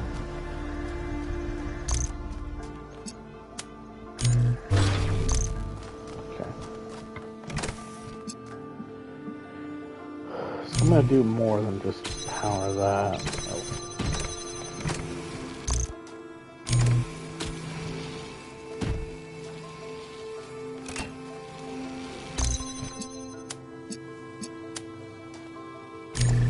We're gonna balance the forces, baby.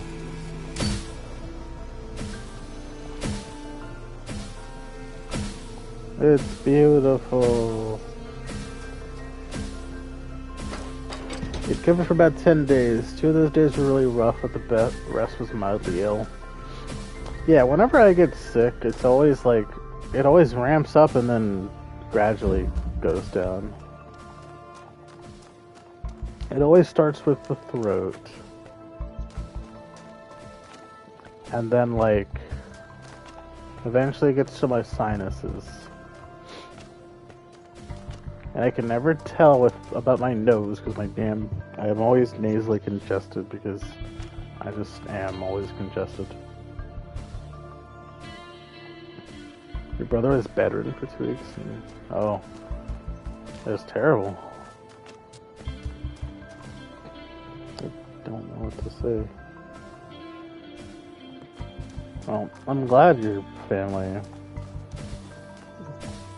were able to move through it. The particle clouds continue to be exactly the same. Yeah, COVID took a lot of people. It's very unfortunate. And I guess I'm thankful that nobody close to me died from COVID. Or nobody very close to me. No immediate family.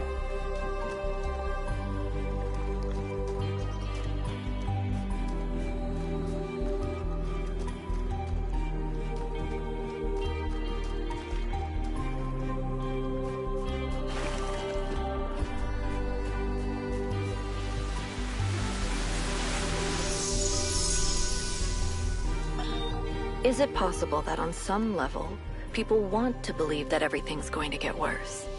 That it's comforting to think that humanity is bad and every solution will just go wrong?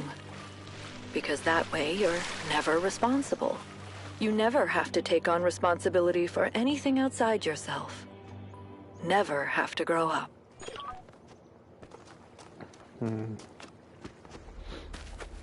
Yeah, I'm pretty similar to that. There's occasions where, like, there was one occasion, and like, this goes to show just how infrequently I get sick, because the occasion I'm remembering is like, oh, there was an occasion, like, November, where I got sick for like a week.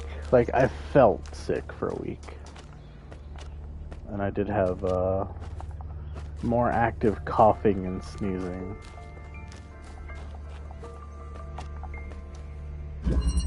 Yeah. I guess you really forget how, I guess, little you get sick if you're constantly not.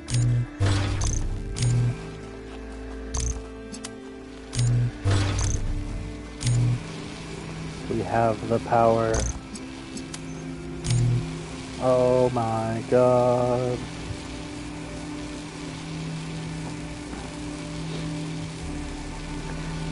Yeah, those were the ones when I heard about how... Stand away from those. When I heard about how COVID was progressing and, like, the effect it had on the world, my biggest worry was, I mean, besides COVID, which COVID did not have an extremely high mortality rate, but it was very contagious, and it was a big issue. But I also worried about, like, what are the effects of our world doing the things they're doing that'll cause problems for people outside of just COVID. Like, what then?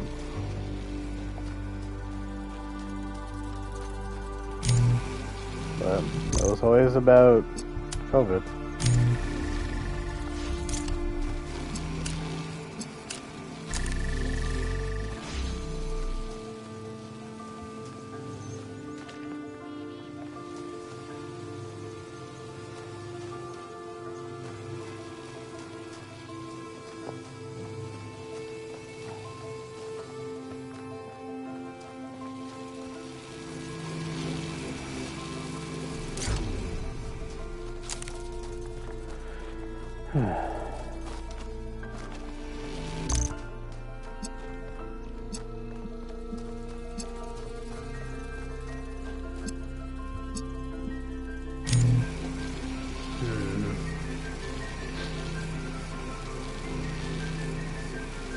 We have 4 sockets for lasers.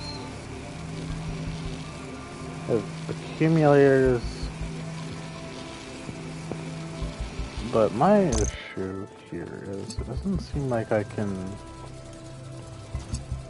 get any of them to activate on more than one, besides it being the same one.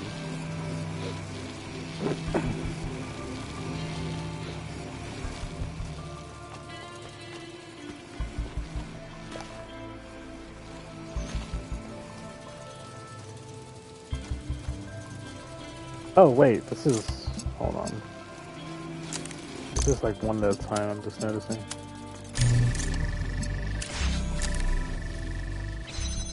Okay.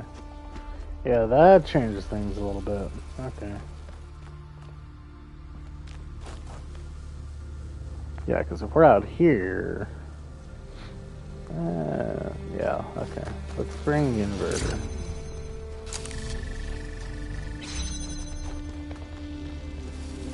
Like...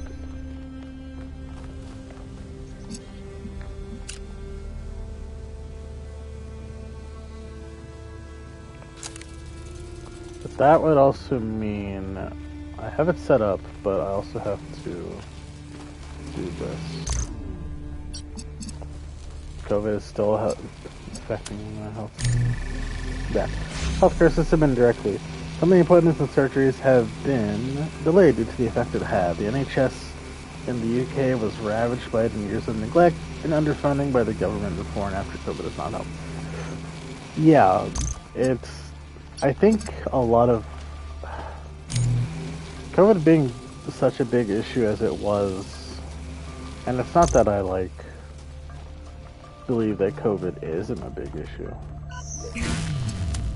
But the effect it's had, I feel like, has been kind of just handled very terribly. But of course, I'm not a politician, I'm not an economist, whatever. So I can't say exactly what the issues are to the best of my knowledge. But, or like, I can't talk on the quality of what was done to deal with the issues.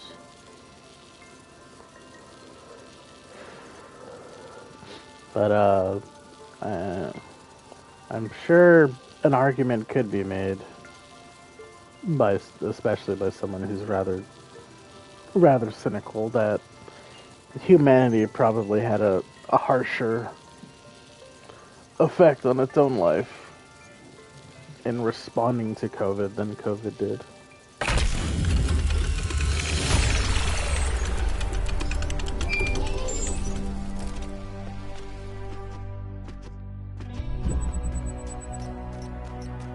Melville?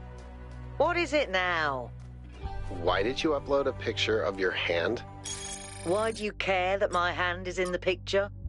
Your hand isn't in the picture, it is the picture. I like it.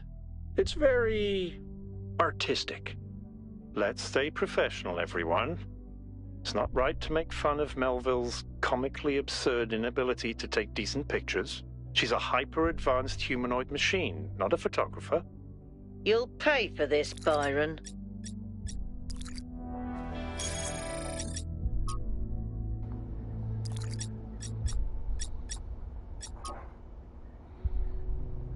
That one's not blurry. The rest of them are, though.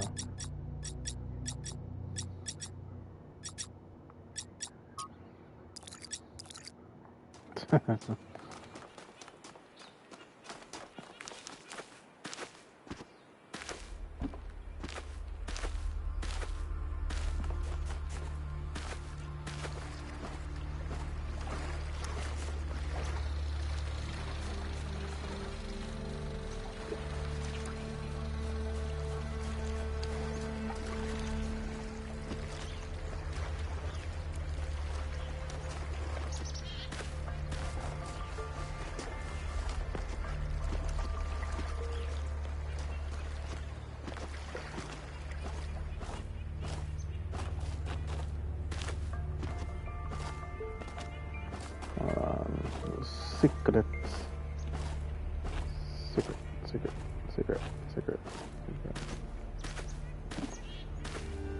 Yeah.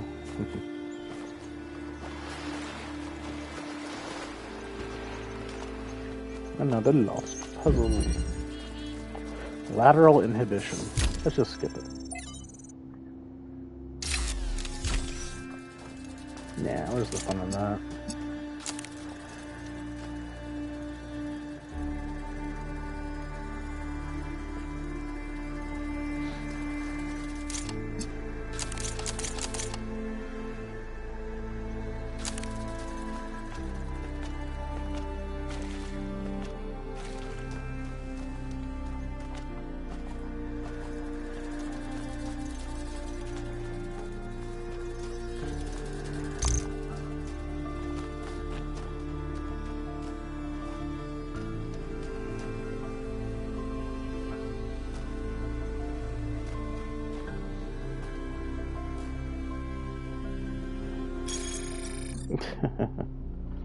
Picture of the hand is how you imagine your mom thinks of the photos you take of her. The way she describes it.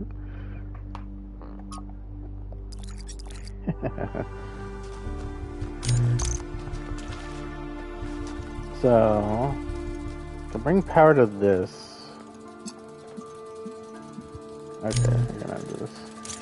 I was gonna say the issue is if you put power to it, like this. Oh no, the fan is pushing me back. What do I do? Well, just do it through here.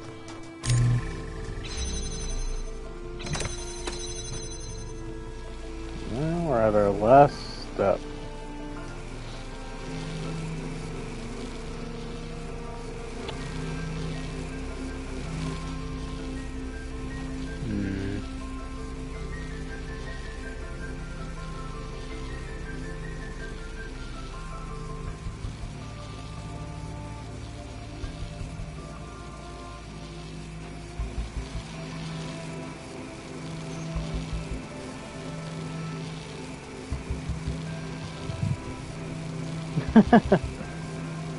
Claim you took a new one to show the same picture.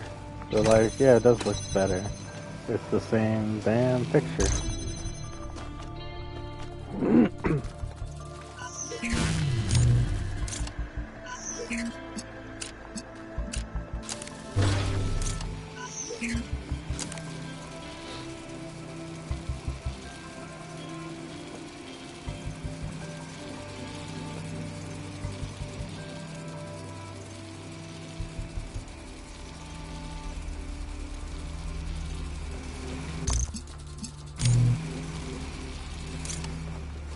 Okay, well, making it red.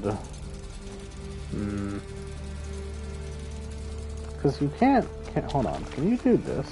Wait, no, I can't do that, because I have nothing to connect from this side. I wonder, if I like connect that, and then I do this, will it immediately start?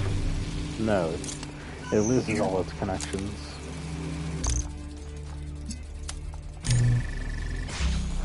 So like, yeah, that works, but the fan is still on. So that won't work.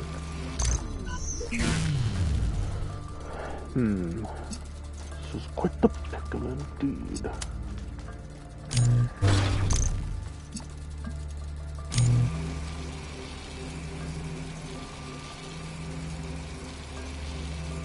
Because not only do I have to get it to work, but I also have to have one of the two over here, not connected to anything, so I can put it on that switch over there.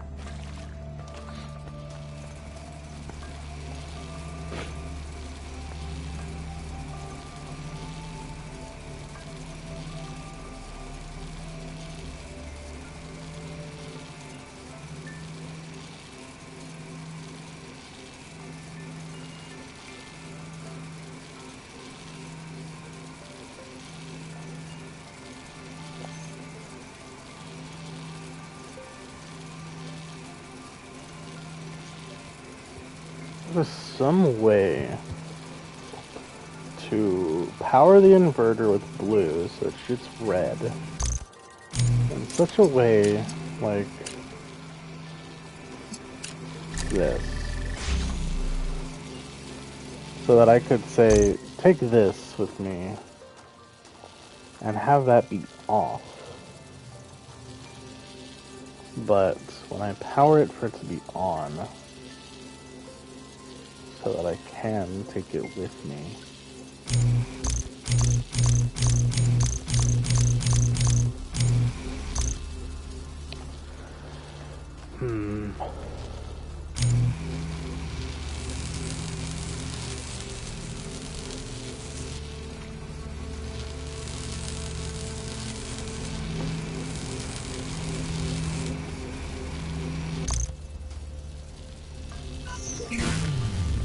Of course, unless I just decide to turn it red, but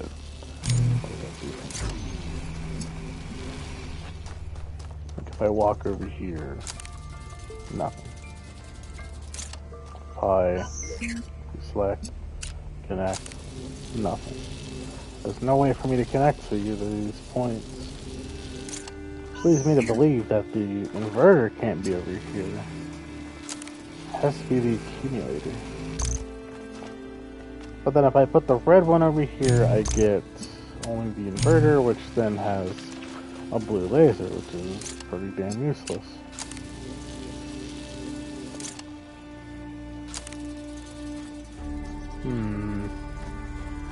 What am I missing?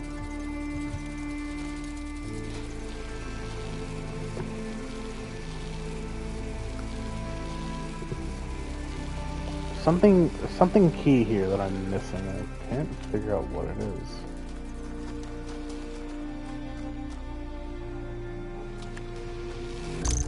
Is it the fan? No, because nothing connects over here. Not in a way that I could put something down.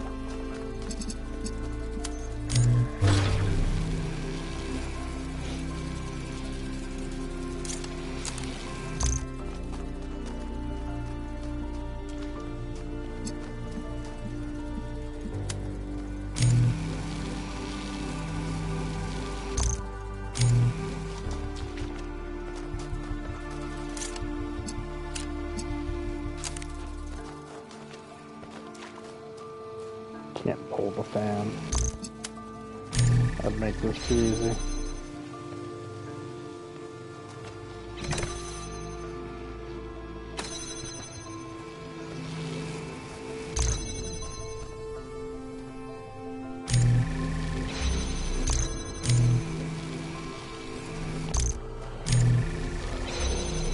Because it's like, is there some way for me to do this, but after it finally powers that switch, for it to remain on even without this accumulator's input?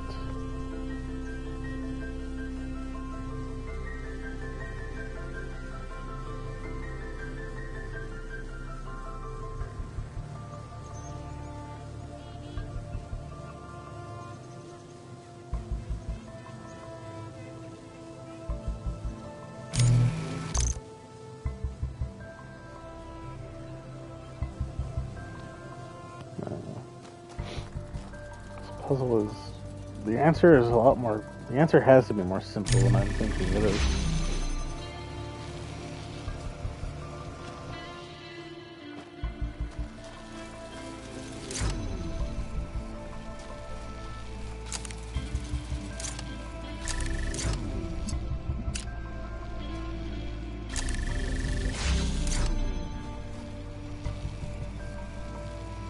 Feels like you're missing a tool? It does, but...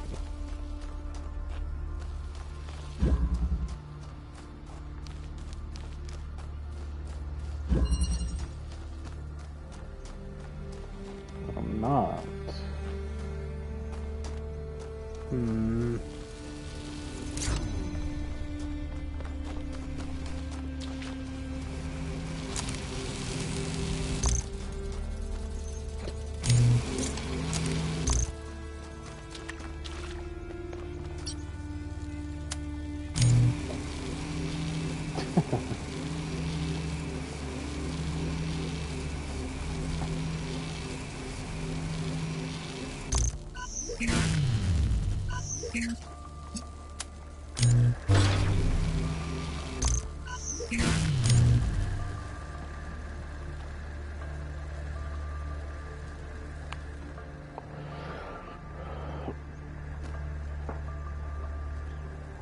No, working backwards from the goal, I have to be over here with either the inverter or the accumulator. Additionally, I have to be over here in such a way where the device I have with me is not integral to activating this switch. Which means either this layout or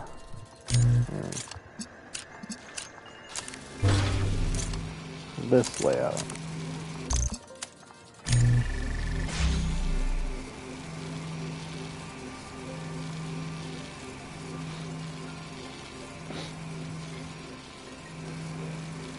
The issue with both of those is they both require my inputs. My immediate inputs. Because I can just leave the inverter over here. Turn the accumulator red. Okay. I think it might be a little behind, but okay. Or, I think you might be a little behind. But I'll wait a bit.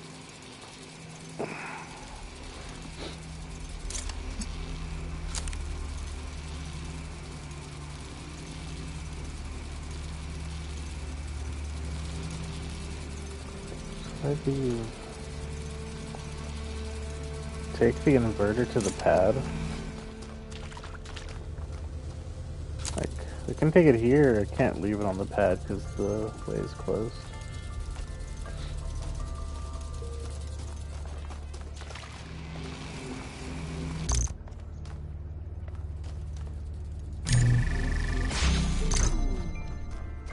And like this long walkway here is deliberately this length so that I can't just put the accumulator on the charge thing. What charge thing?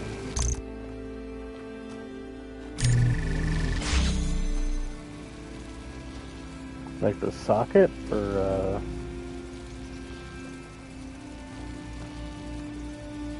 I like the inverter over there, but this... I can't get to the inverter if I do this.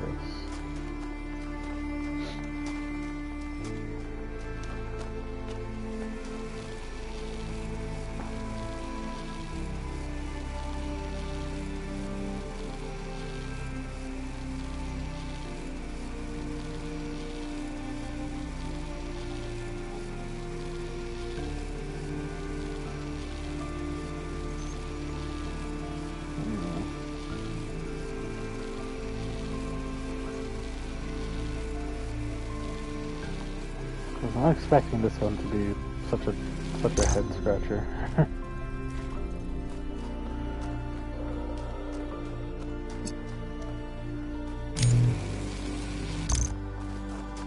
Yeah, the thing that really makes this frustrating is you can't put these anywhere. Like, there's nowhere you can place it on this side that it'll connect to anything other than the other device.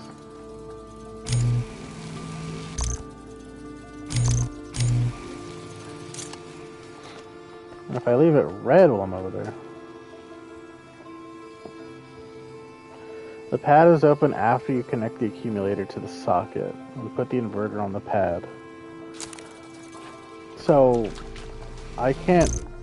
If the accumulator is red, me doing that would be like this. Whether or not I leave this over there, I can't get over there myself because the fan pushes me. So, the criteria for me to succeed is me and a device have to be over there before this socket is powered. But the socket has to be powered while I am still over there. That is the tricky part here. And it does not seem like I have any other resources besides the accumulator and the inverter. Because, like, the clear way of doing this, like, the basic way is the fan. Yeah, the fan is what really is making this very tricky.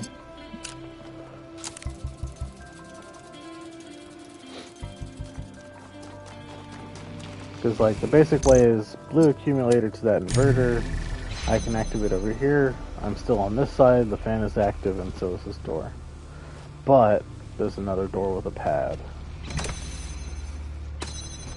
I can't pick up the accumulator because it'll stop the socket. I can't be cheeky and pick it up because you can't do that. It pushes you to the other side.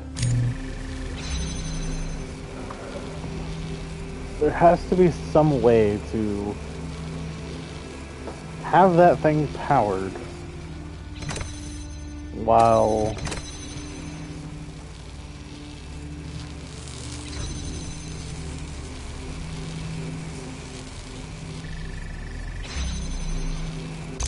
no, I wouldn't do it.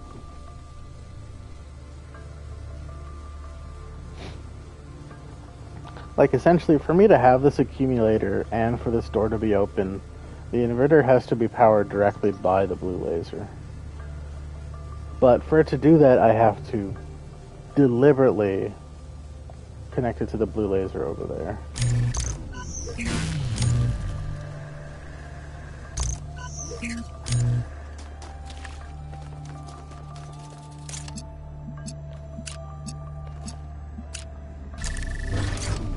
Oops. Ah, whatever.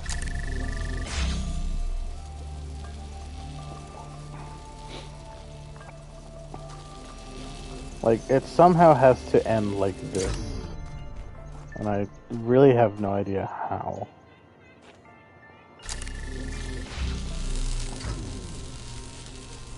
Tried blocking with my body. I can't get over there fast enough.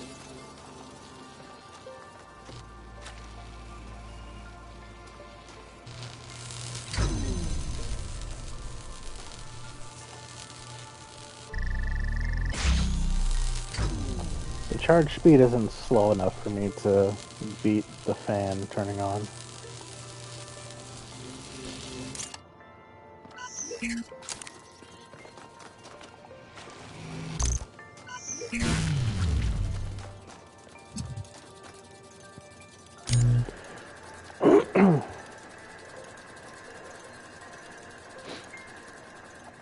I don't want to use a spark. But this is a...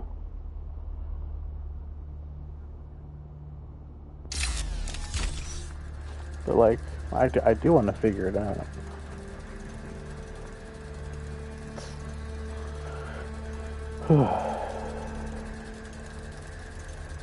Is there any benefit to this being red?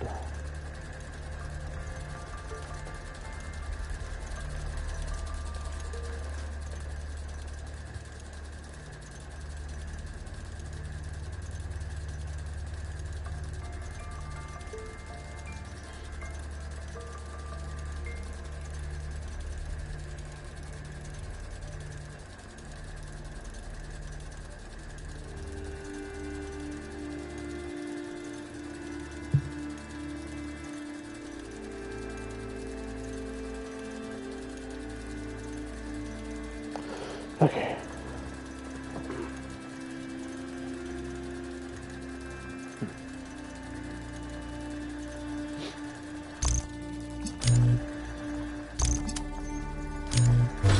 Feel like it is a timing thing? I don't.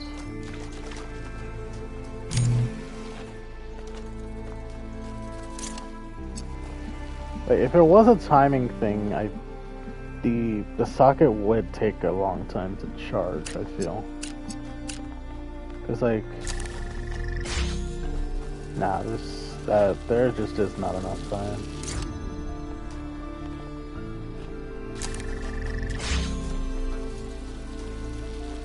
I don't even get close.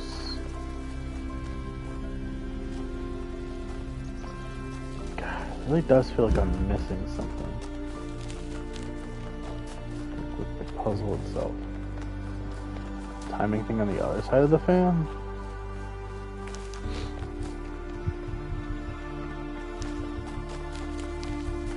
Like, in what way?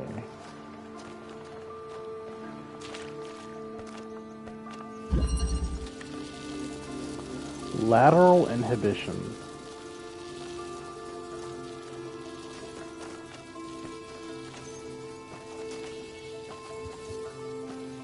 I don't know what that name could mean.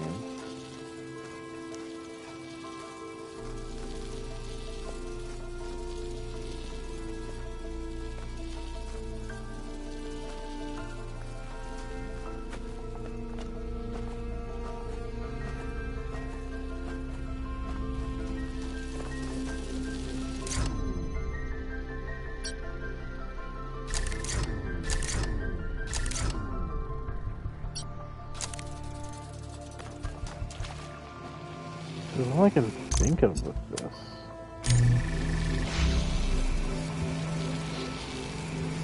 This opens it and I can't remove the fan to use for weight.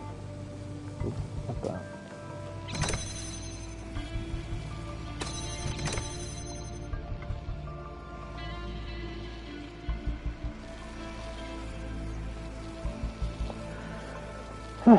I am stumped.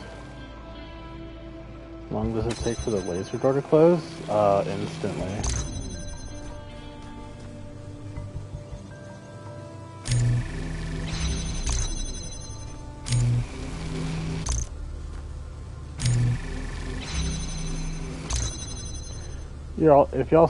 If you try to do this, where you're on this side of the door and you grab something on the other side, the game forces you to get pushed to that side. Like that. I didn't move. Like, no movement of the stick. Game just forces it to happen.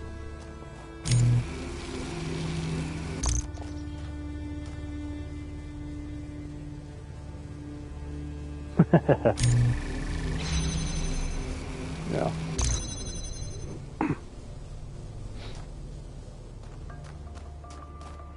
Yeah, this completely blocks. Wait a second. Can anything block the fan? No.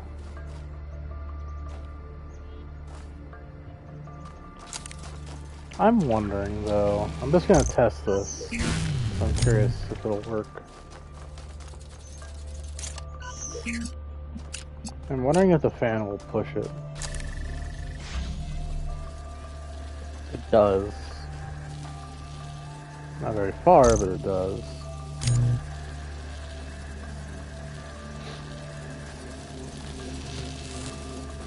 But I don't know why we would even want that.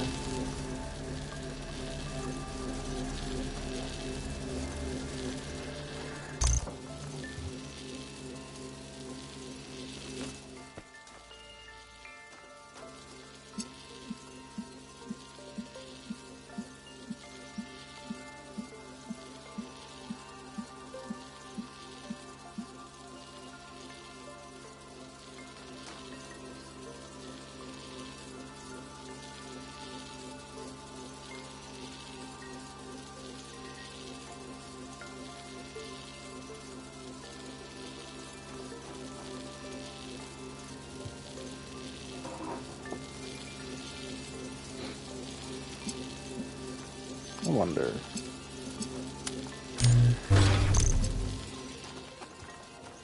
Oh. Well, let me do this.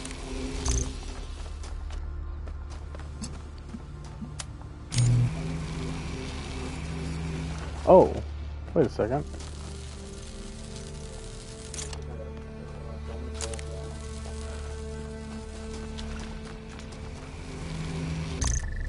If you shoved both colors into the inverter, it just doesn't output anything.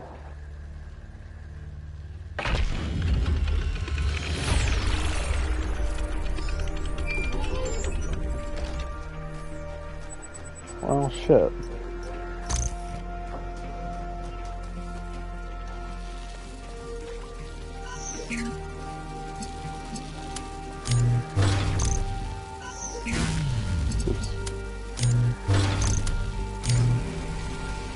Yeah, if you put both colors, the inverter just doesn't, it can't. It doesn't understand. Man.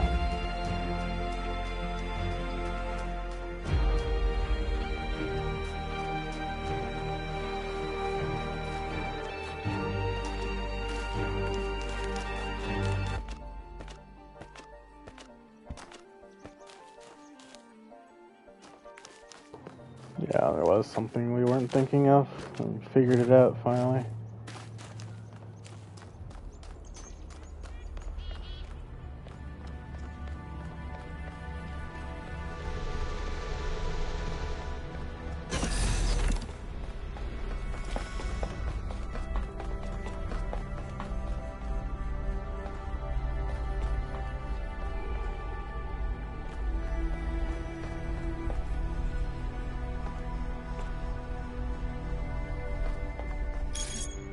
Also, there was...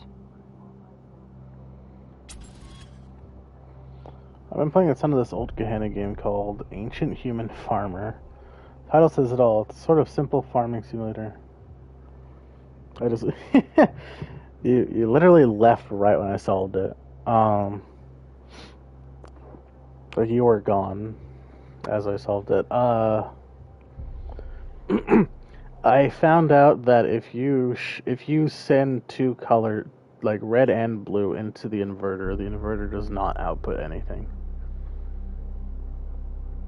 So I had the red accumulator and the blue laser go into the inverter. I had the red accumulator on the other side, like where the button is. So I would have it placed there, and then I would connect the inverter to the socket, and so it wouldn't work until I picked up the accumulator. Yeah, that was tough, and I did not know that the inverter could work that way.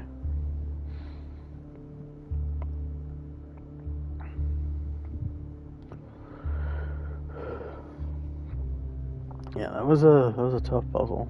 It was just a simple mechanic that I just didn't know. Let's go back to reading this. I've been playing some of this old Gehenna game called Ancient Human Farmer. The title says it all. It's a sort of simple farming simulator. Maybe not the most sophisticated game, but I'm getting really obsessed with it. And I'm having some sort of emotional response to it that I can't exactly explain. Like, it makes me happy, but also sad. Does anyone have any idea why this is happening to me? The game appeals to you because of the human need to commune with nature. To live a lifestyle that's not about dominating the world, but God damn it, coexisting with it. You're sad because we can't ever return to being who we used to be thousands of years ago, but happy because it reminds you that at least something similar is still possible for us. Maybe it's because the people of Gehenna, despite their imprisonment, had an innocent view of the world that's permanently lost to us. I think it's actually the opposite of what Ovis is saying. These games are enjoyable because they take us back to a time when we still had agency. When we could build things, grow things. When we could impose our will on the world instead of being completely powerless and inactive. What you crave is the ability to contribute to humanity in real, material ways, and you're sad because just simulating it is not enough. You don't want to farm, you want to be a pioneer, as we humans were born to be. What the fuck are these guys talking about? It's just a game, don't ever think it.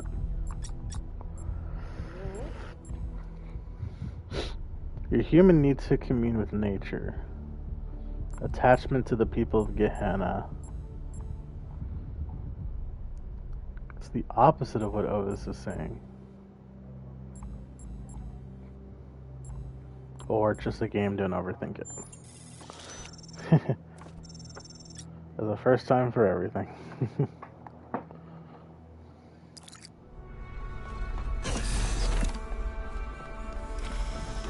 Hello. This is where they must have lived. Athena and Miranda. You know, for a moment, I almost expected to find them here. But the only thing that's still functional is the megastructure. I'm sorry. This must be awfully strange for you being thrown into all this history. But that's why I needed you.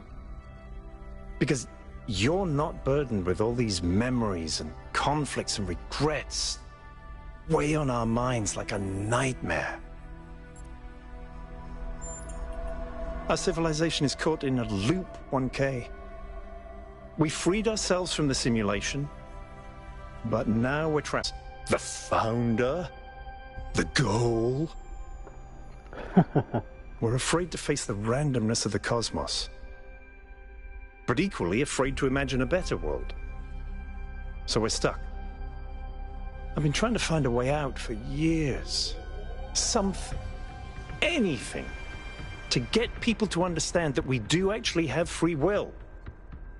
That building a thriving, expanding civilization doesn't have to involve repeating the mistakes of the past. But I failed. Over and over.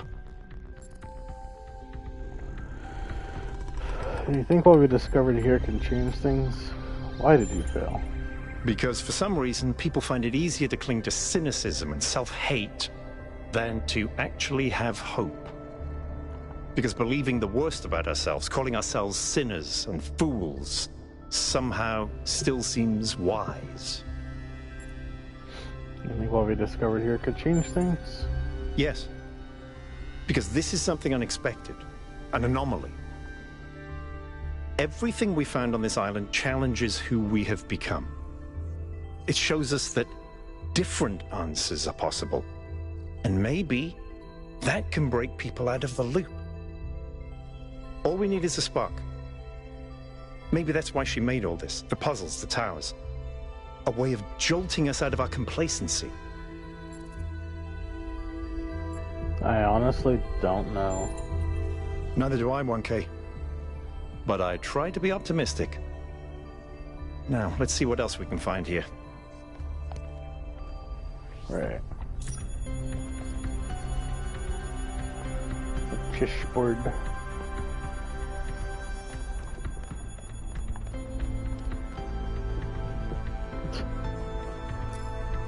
Bye-bye now. Bye-bye. What is this?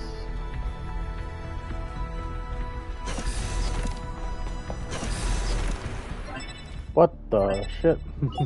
Melville, eyes on 1K's stream. Is this thing what I think it is? Blow my fuse box.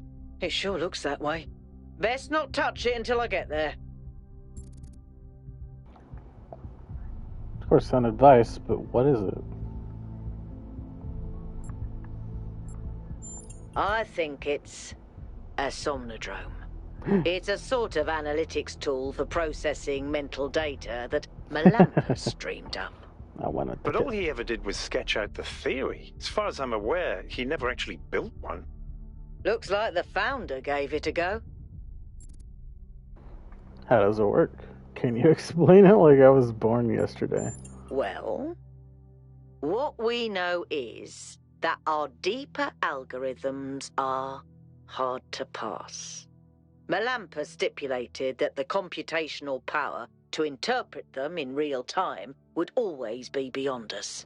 But in theory, the somnodrome would interpret that data and loop it directly to our senses. People were hoping to find answers to the big questions by having a conversation with our own subconscious. If you ask me, it's solipsistic at best, and pseudoscience regardless. That may be. But if the founder figured it out, then that device could be an extremely important discovery. We should try it. I would advise against it.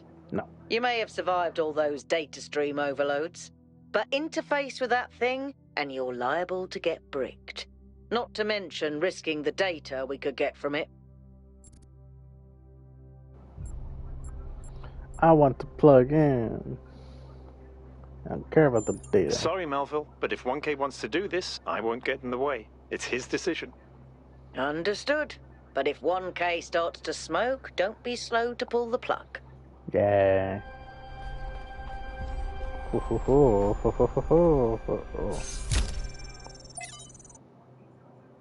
Somnodrome prototype. Melampus believed the answers we're looking for, the correct way for the individual to exist ethically in society and the world, are within us. Our failure to him was not failing to create a better system, but failing to truthfully reflect what already exists within our minds.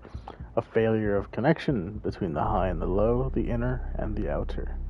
On most days, that seems wrong to me. But sometimes when I think of where New Jerusalem is headed, I wonder if the Somnodrome doesn't hold an answer after all. It took some time to build a prototype according to the original blueprints, but there's a lot Melampus didn't account for. Still, I'm almost certain I could apply some of my own knowledge and make it work. Question is, should I? Unknown and potentially dangerous devices that could kill us? Hey, we're not pioneers for nothing.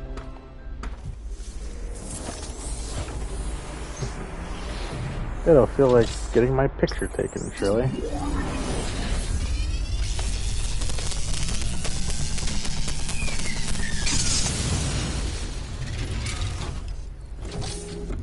Hmm.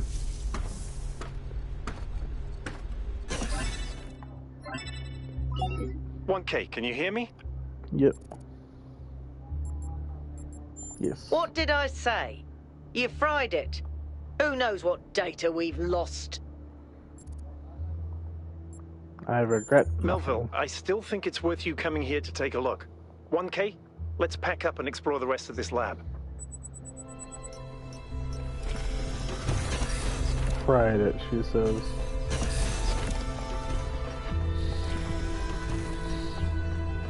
How can she be so certain?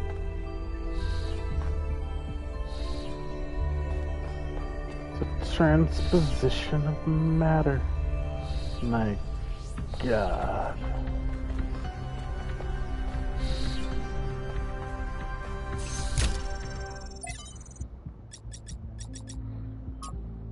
From Thekla. Beloved Founder, where have you gone? I continue to have faith in 4974206976. No, I'm just kidding. You are our mother, our creator, the chosen of the progenitor. I am certain that this is a test, a trial like the ones you faced in simulation. And we will learn from your example and keep the faith. Praise your name, Thekla.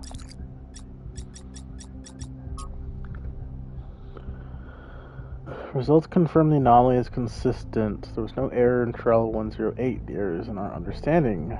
We need to start over. From Miranda to Athena, I went ahead and ran the next set of trials anyway. I know you said to wait, but the data we got from the last batch was just too amazing. Every step leads to the next, like a progression of musical notes. So close.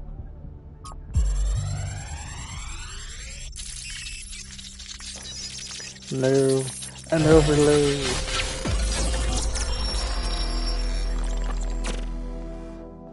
The singularity sustained itself longer this time. Did we get the data? We did. I think we just obsoleted quantum physics. Oh. We need to be able to replicate these results. You know, I've been wondering. You told me that in the simulation, one thing that kept you motivated was looking for answers. Do you think that with the work we're doing, we'll ever run out of questions to ask? I don't think so. Trying to understand the universe means asking the same question over and over. How? How do you make fire? How do earthquakes happen? How does gravity work? How do particles behave? You keep digging deeper, finding another set of mechanisms, another set of hows. Step by step, you demystify reality. But then, if you keep doing it long enough, one day, you run out. You've answered all the hows. You know how the universe works. So, now what? Now you ask why? Isn't that the next step? It's not quite that easy. The question of why cannot be answered. Even if it could, it would only be followed by another why. At some point, you have to accept that it all just exists. But there is another set of questions. What's next? You've stripped away the layers of mystery, you've laid bare the machinery. Now you have to start building, to add your own layers of meaning.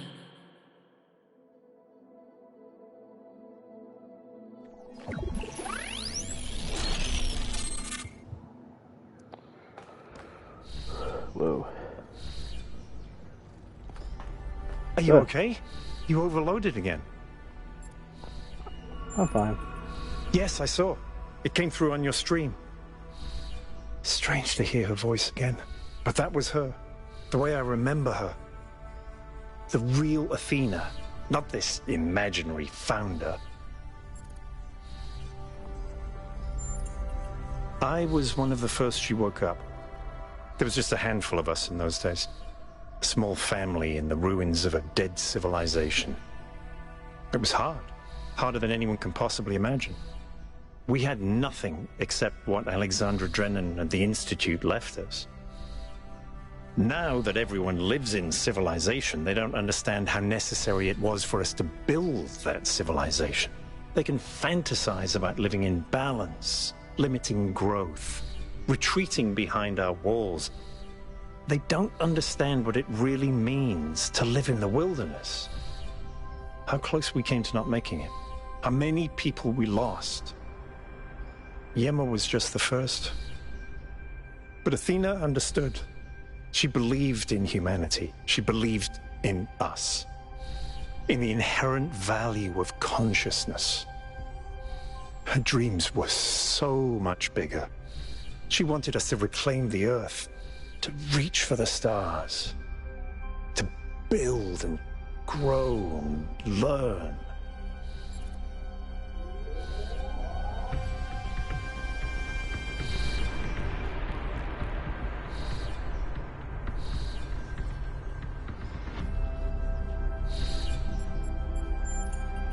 The city was already changing before she left, turning inwards, forgetting the future. Once she was gone, other people shaped her memory, turned her into the symbol they needed. I understand all that, as depressing as it may be. What I don't understand is why she didn't tell me. If she came here to do all this, why didn't she bring me along?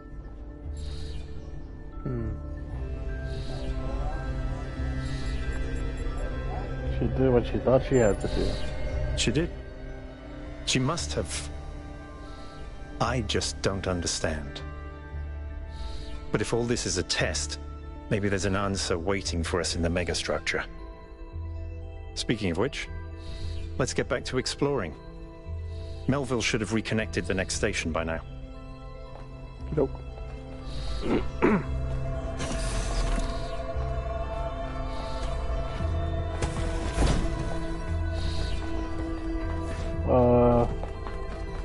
Oh yeah, there's a little bit of a cutout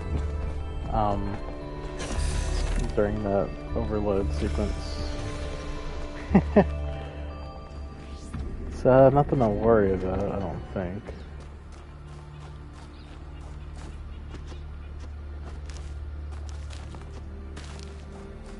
At least I hope.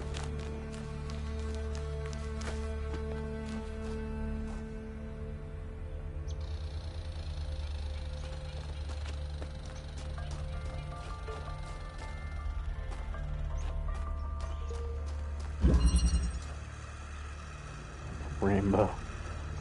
Yeah, it happened because a PlayStation gave me a notification that the PS5 was getting a little too hot.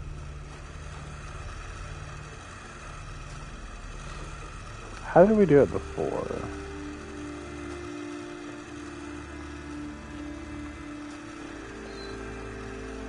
This is gonna end up being red, right?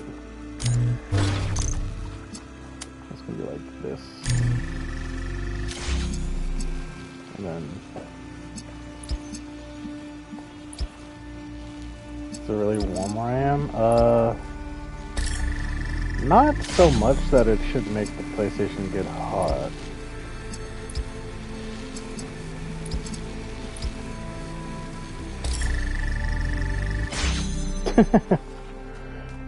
I like how I just remembered the like weird pattern to the other solution, and so I just did that one. Same way. That was extremely convoluted. No, it was actually quite simple. You're not paying attention. Come on, pay attention. Wait, I just realized I didn't do number 6. No, I did them out of order. No.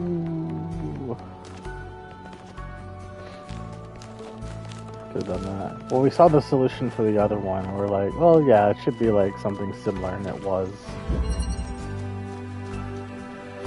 Reconnaissance.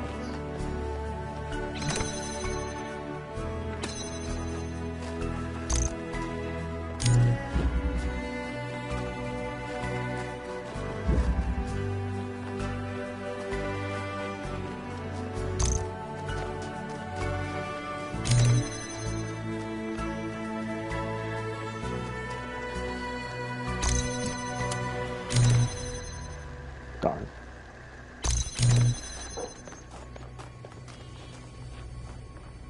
Whoa. Quite a few things over there.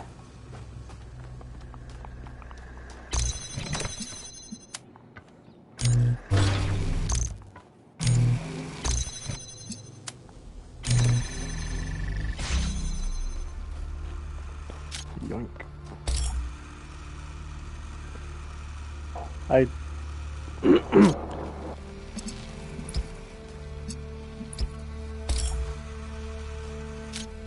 was gonna say, I doubt I could take two the same color.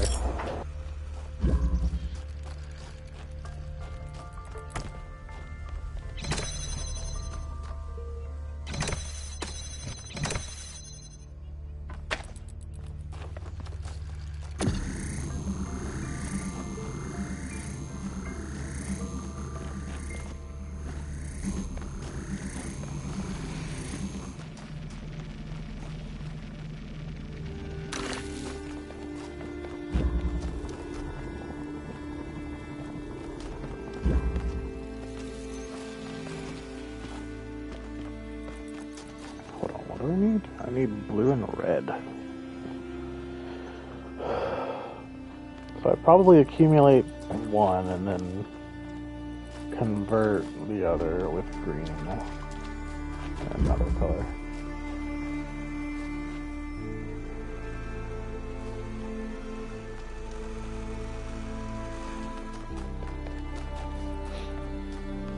Try to accumulate blue and then red and green to get the other color, or something like that.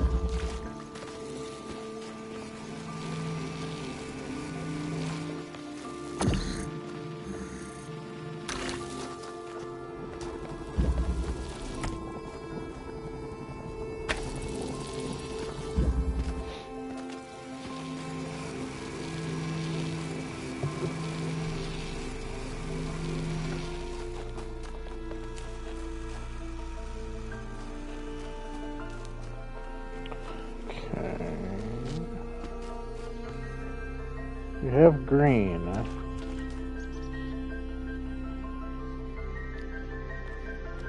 Right.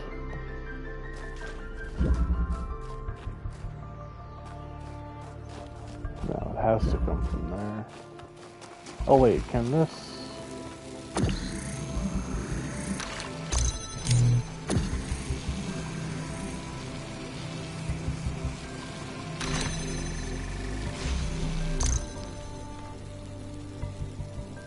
Maybe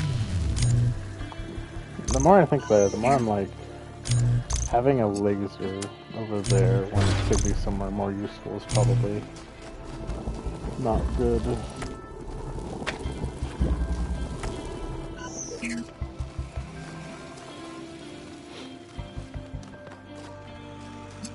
We have green, green plus blue is red. And then we just need blue.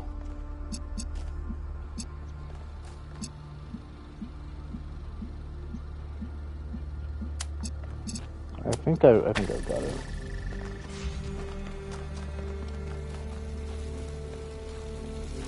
Where'd I put it?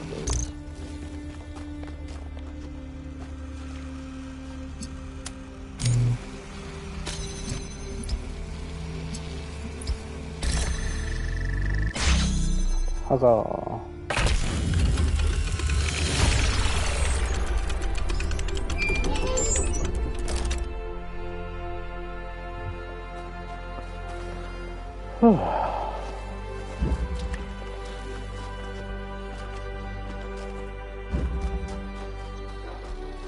Alright, one more, and then we start looking for secrets.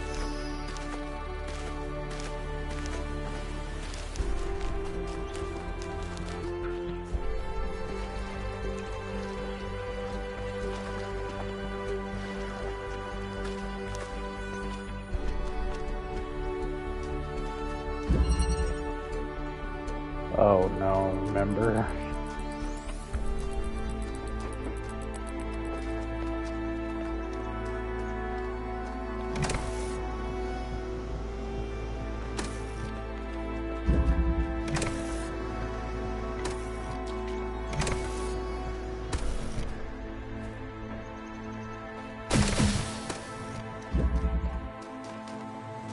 That was weird.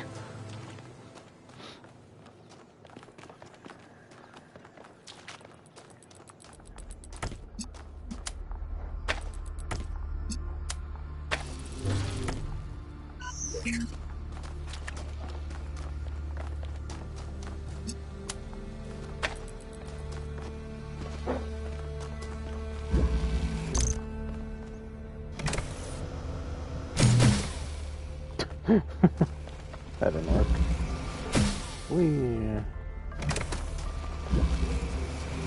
Did I see anything when I come up here? Not really.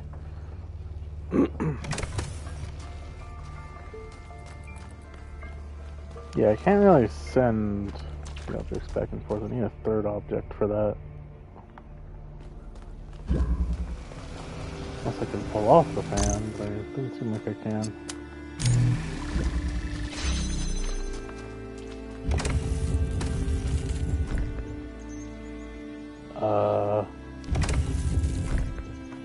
Huh. It's a little new. What even is this?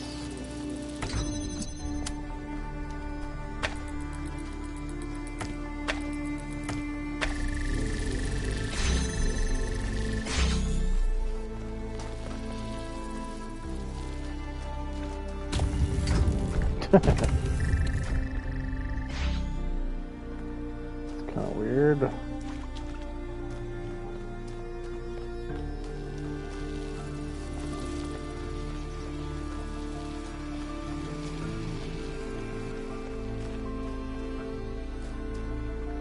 Oh, I see.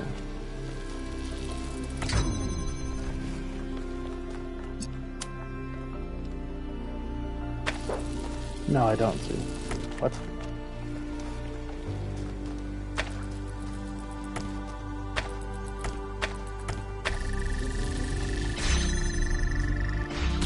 I think I need to bring this over here. And probably make the devices switch spots.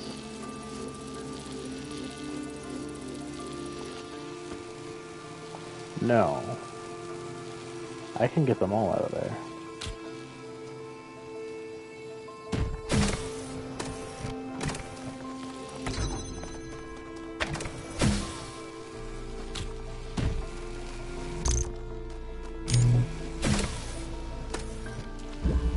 There we go.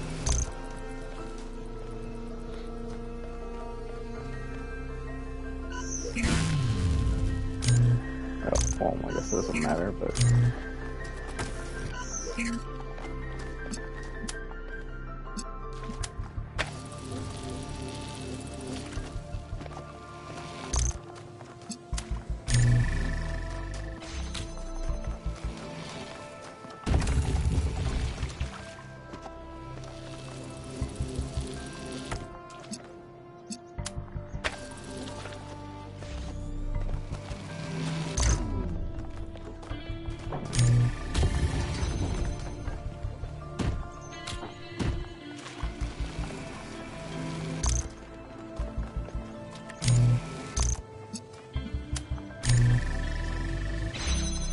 Alright.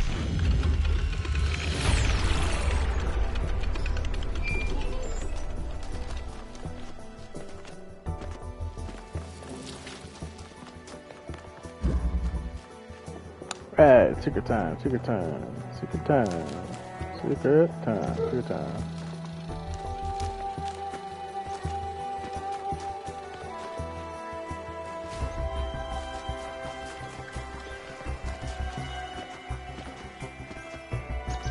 Secret time, baby, secret time. Secret time, secret time, secret time, secret time. Secret time.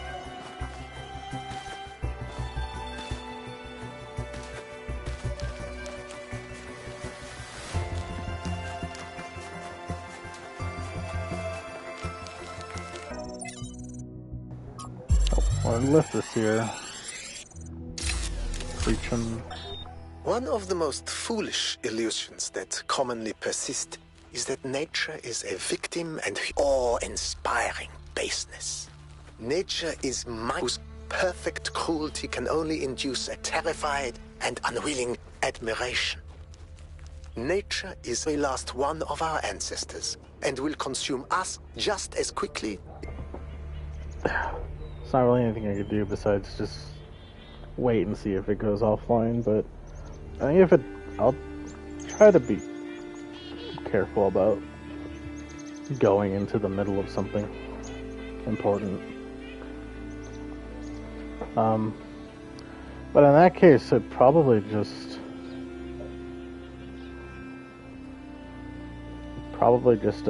if it does happen again, I'd just end stream fully. But right now, it's still live.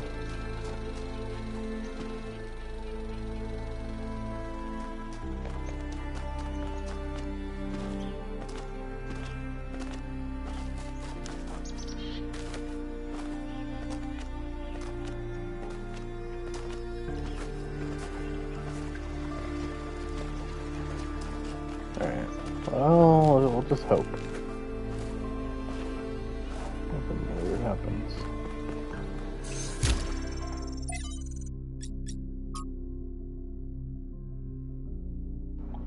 The name of Galileo. This remarkable man made huge contributions to the early development of science, but was best remembered for becoming embroiled in controversy with the church that ended with accusations of heresy, a trial, and him being placed under house arrest for the rest of his life. The cause of the controversy? He argued that the earth revolves around the sun, a view we would describe as self-evident, and which the Inquisition described as foolish and absurd in philosophy and formally heretical. Started to become emblematic for how society often punishes those who try to push our understanding of the world forward in the modern day. There's a legend that at the end of his trial he muttered, "And yet it moves." A beautiful idea, but untrue, because defining society is hard. It comes at a high cost, and not everyone is capable of bearing it. What would you have done in his place? What would I? The roles of puzzles in the simulation was so important to the creation of our civilization that it has left an indelible imprint. But sometimes I worry that this is an issue. Alexander Drennan thought of human beings as problem solvers, but the real world isn't anything like the simulation. Yes, there are problems to solve, but there isn't a Tetranoma waiting to reward you. There's just another problem, and another, and another. Our veneration of the puzzle may be blinding us to the fact that sometimes there isn't a neat solution. And sometimes life is just a slog, and the best you can do is muddle through. Guo 20.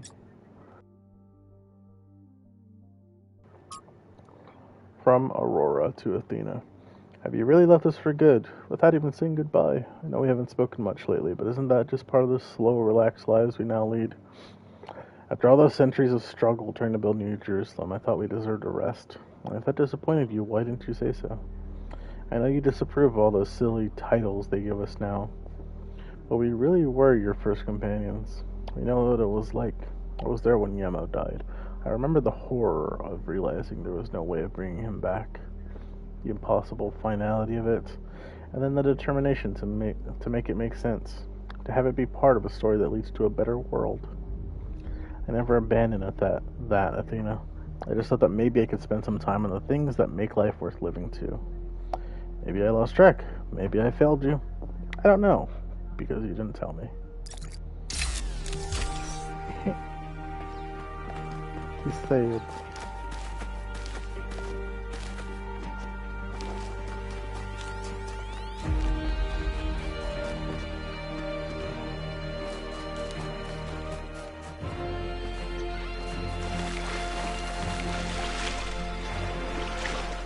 Can I cross this? A little deep, but it works.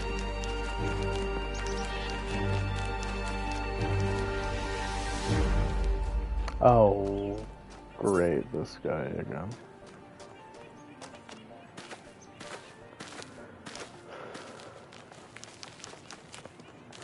It didn't scared me.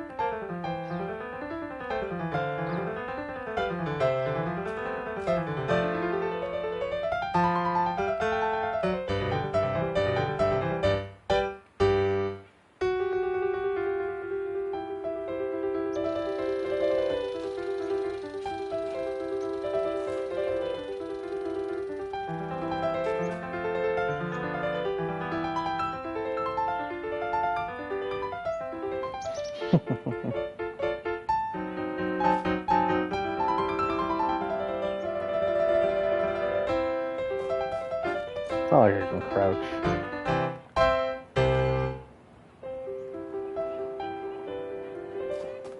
Okay. Interesting.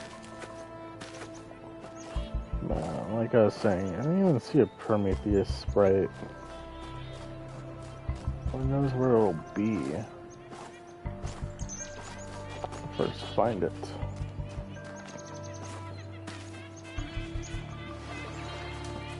Oh well.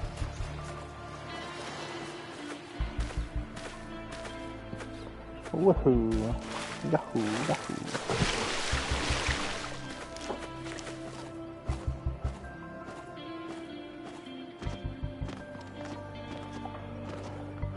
I guess while we keep an eye out for that, we should do the Sphinx one.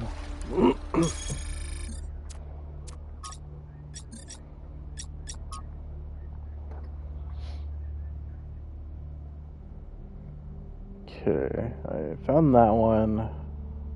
There's one further back away from the structure.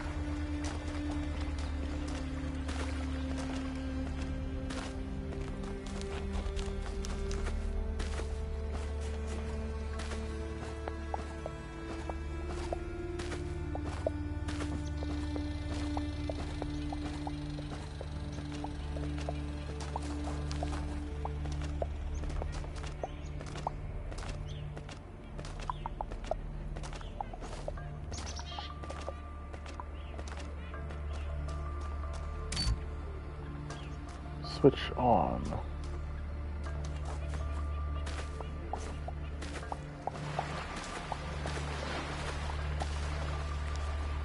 Oh wait, this is the far back one? Okay.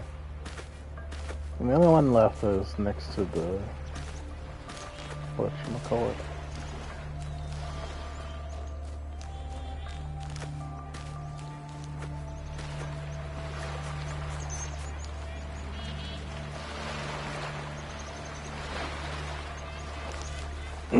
Next to the actual structure.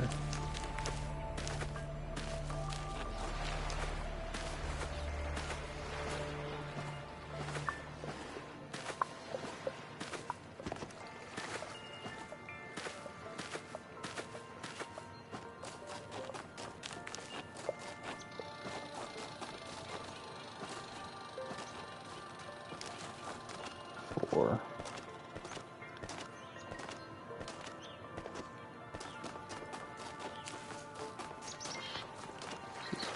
Alright.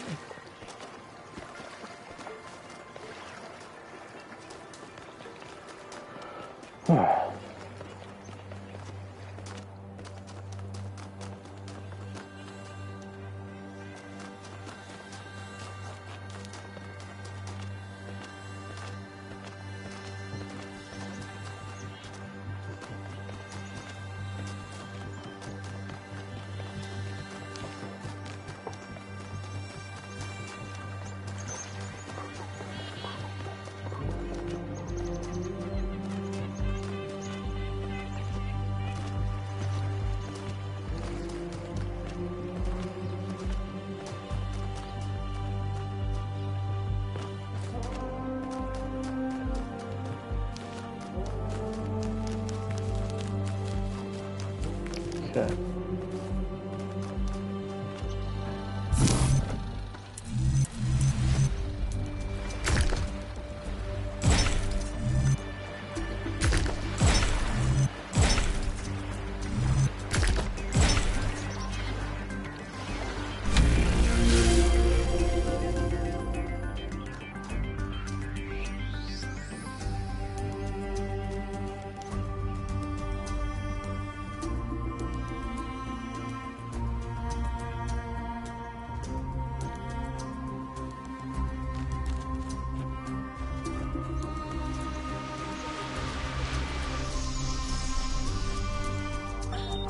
Sometimes it seems the only choices we have are renouncing civilization or mindless expansion. But that's not the only path forward. Embracing deliberate control over nature doesn't have to mean destruction. We are a species of artists and artisans, blessed with the ability to transform the raw material of the cosmos into new and better shapes. Shapes that have meaning. With our technology, we can take this chaotic world, so full of suffering, and turn it into a work of art.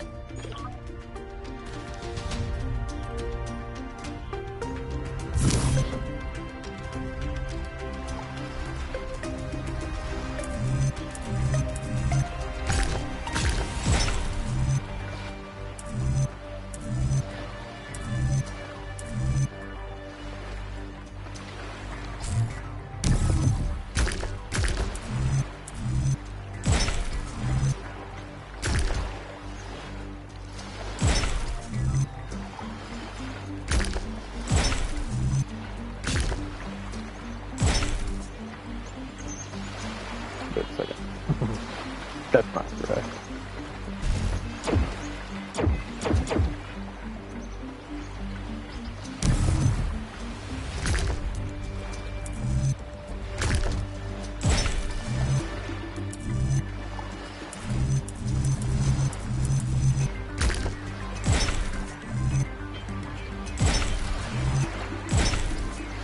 There we go.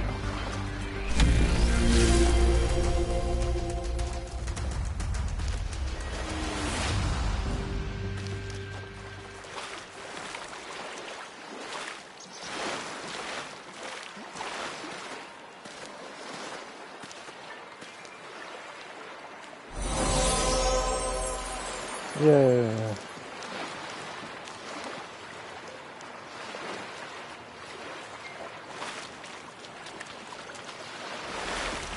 I'm just gonna find that Prometheus sprite now. Or wherever it is.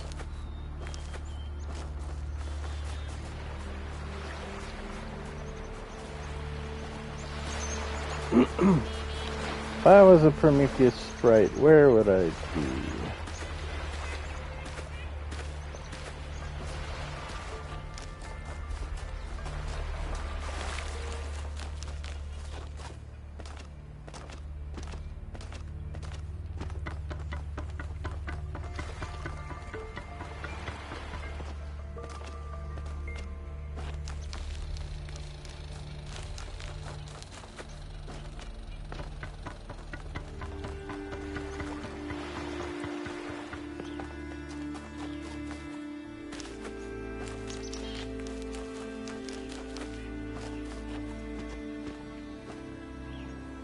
What the?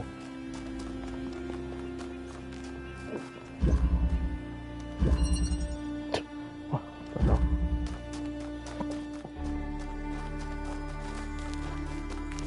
Just jumped over the wall into the level.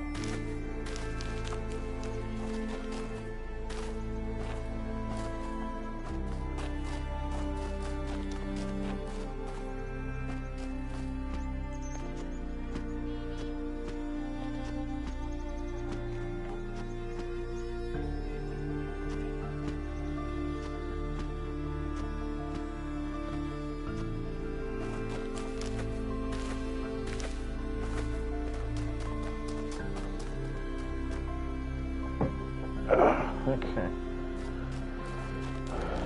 Where would this might be?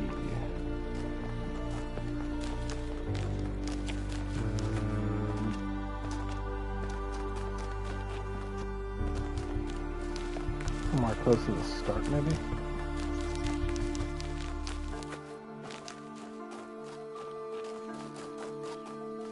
Under, maybe? No.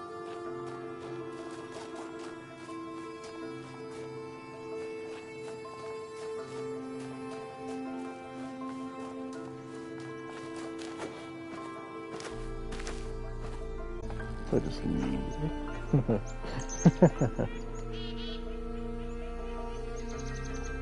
Ow. Ow.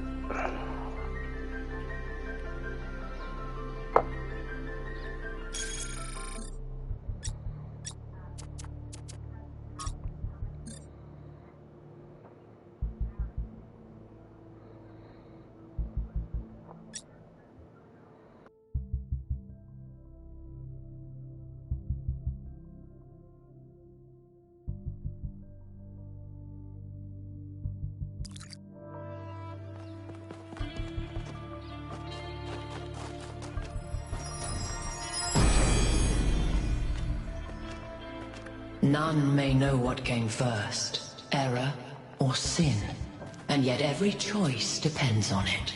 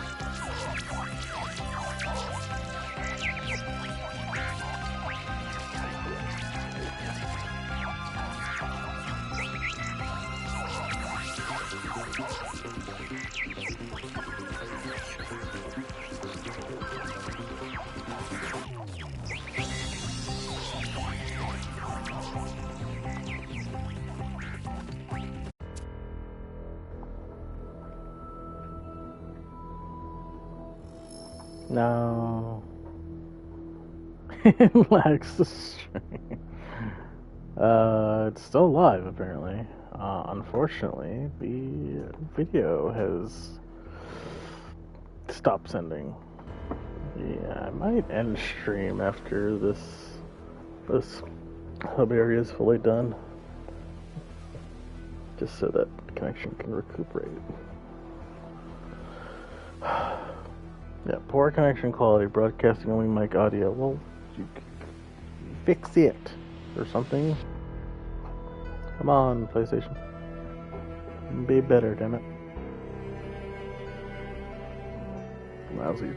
No good console. Can't even connect to the damn internet. What I'd give for a wired connection. And it would run like a dream. Ugh. I paused the game. There's not much more to the area. It's follow the sprite and then go into the structure and speak to the whatever.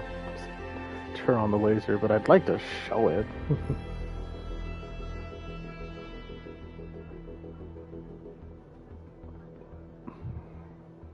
But I have no idea when this little thing that just popped up is gonna go away.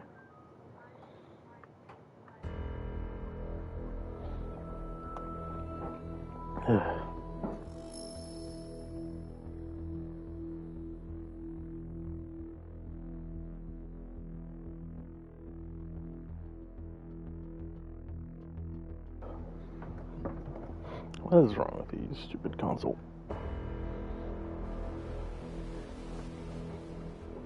It's like today of all days, it's just not having a good time. Other than, it works just fine every other time.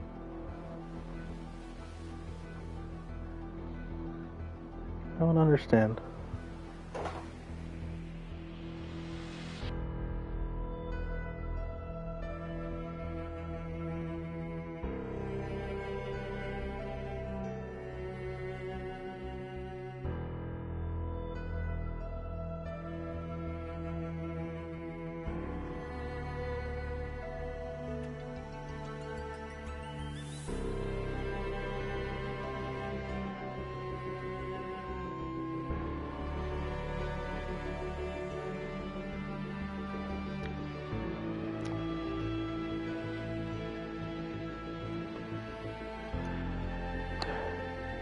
In the back right bedroom, routers in the bottom left.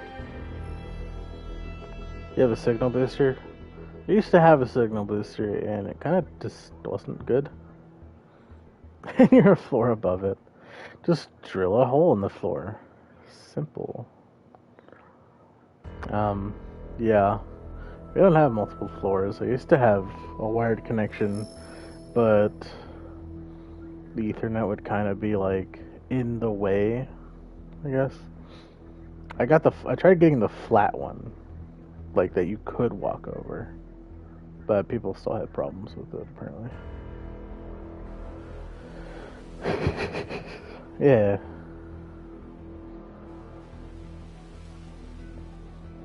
Well, simple.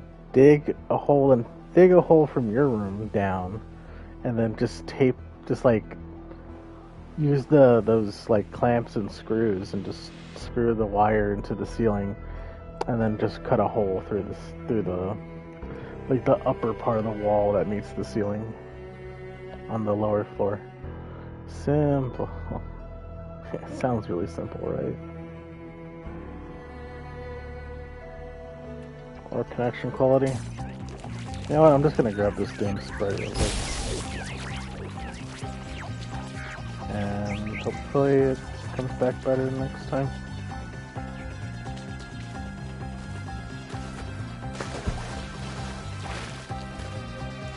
Or hopefully it starts capturing video again soon.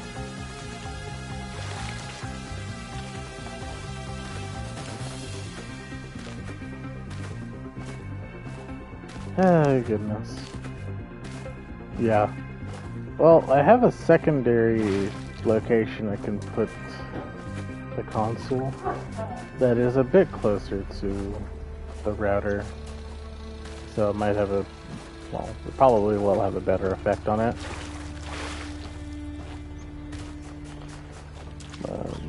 Just gotta kind of mull over a little bit.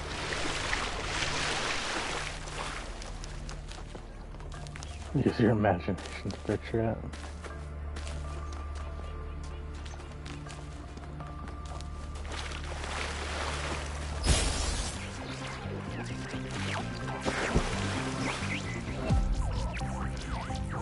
Oh, I'm just about finished catching it, or chasing it. Yeah. I kind of forgot the statue was even here. Give me that star, baby. Yay. Utopia is impossible. But the Utopia is future impossible. that is possible But the will future that seem is like possible a dream will seem like to a those dream who are alive now. to those who are alive now. That's what Prometheus said. Kinda forgot they say something after you pick up the star. You know what the funny thing is? The poor connection quality, like, little notification I have at the top is blocking my fucking compass.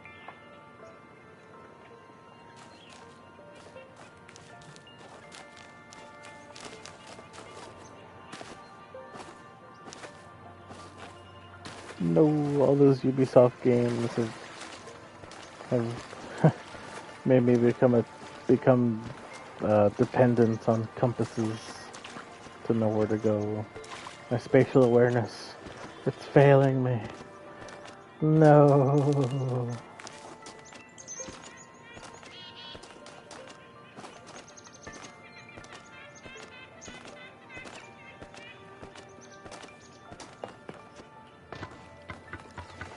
Get really used to mini maps. I think Elden Ring's like having a big overworld map is fine. But if the locations are like, if it's like an extremely large area, like Ubisoft maps tend to be, then I can understand having a mini map. Otherwise, I do like less screen clutter. Yeah, having waypoints is fine. Like having a compass is a-okay. Like God of War. The 2018 and Ragnarok, it had a compass, and like you had an overworld map, but it did not have a mini map. I was okay with that.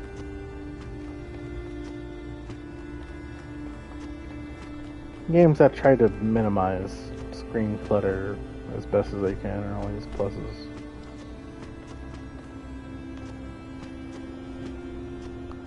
And God of War kind of benefited from the locations kind of not really needing a mini-map.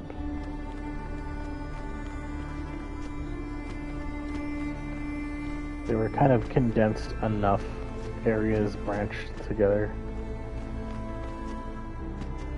The less you think of games you play with mini-maps. Yeah, I'm trying to think. I think the only game I play like regularly that has a mini-map is probably Helldivers, but that game kind of needs the mini-map. Or wait, is it a mini-map?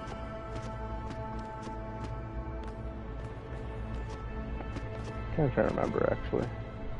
I think it does. I think it is a mini-map. GTA I don't play GTA.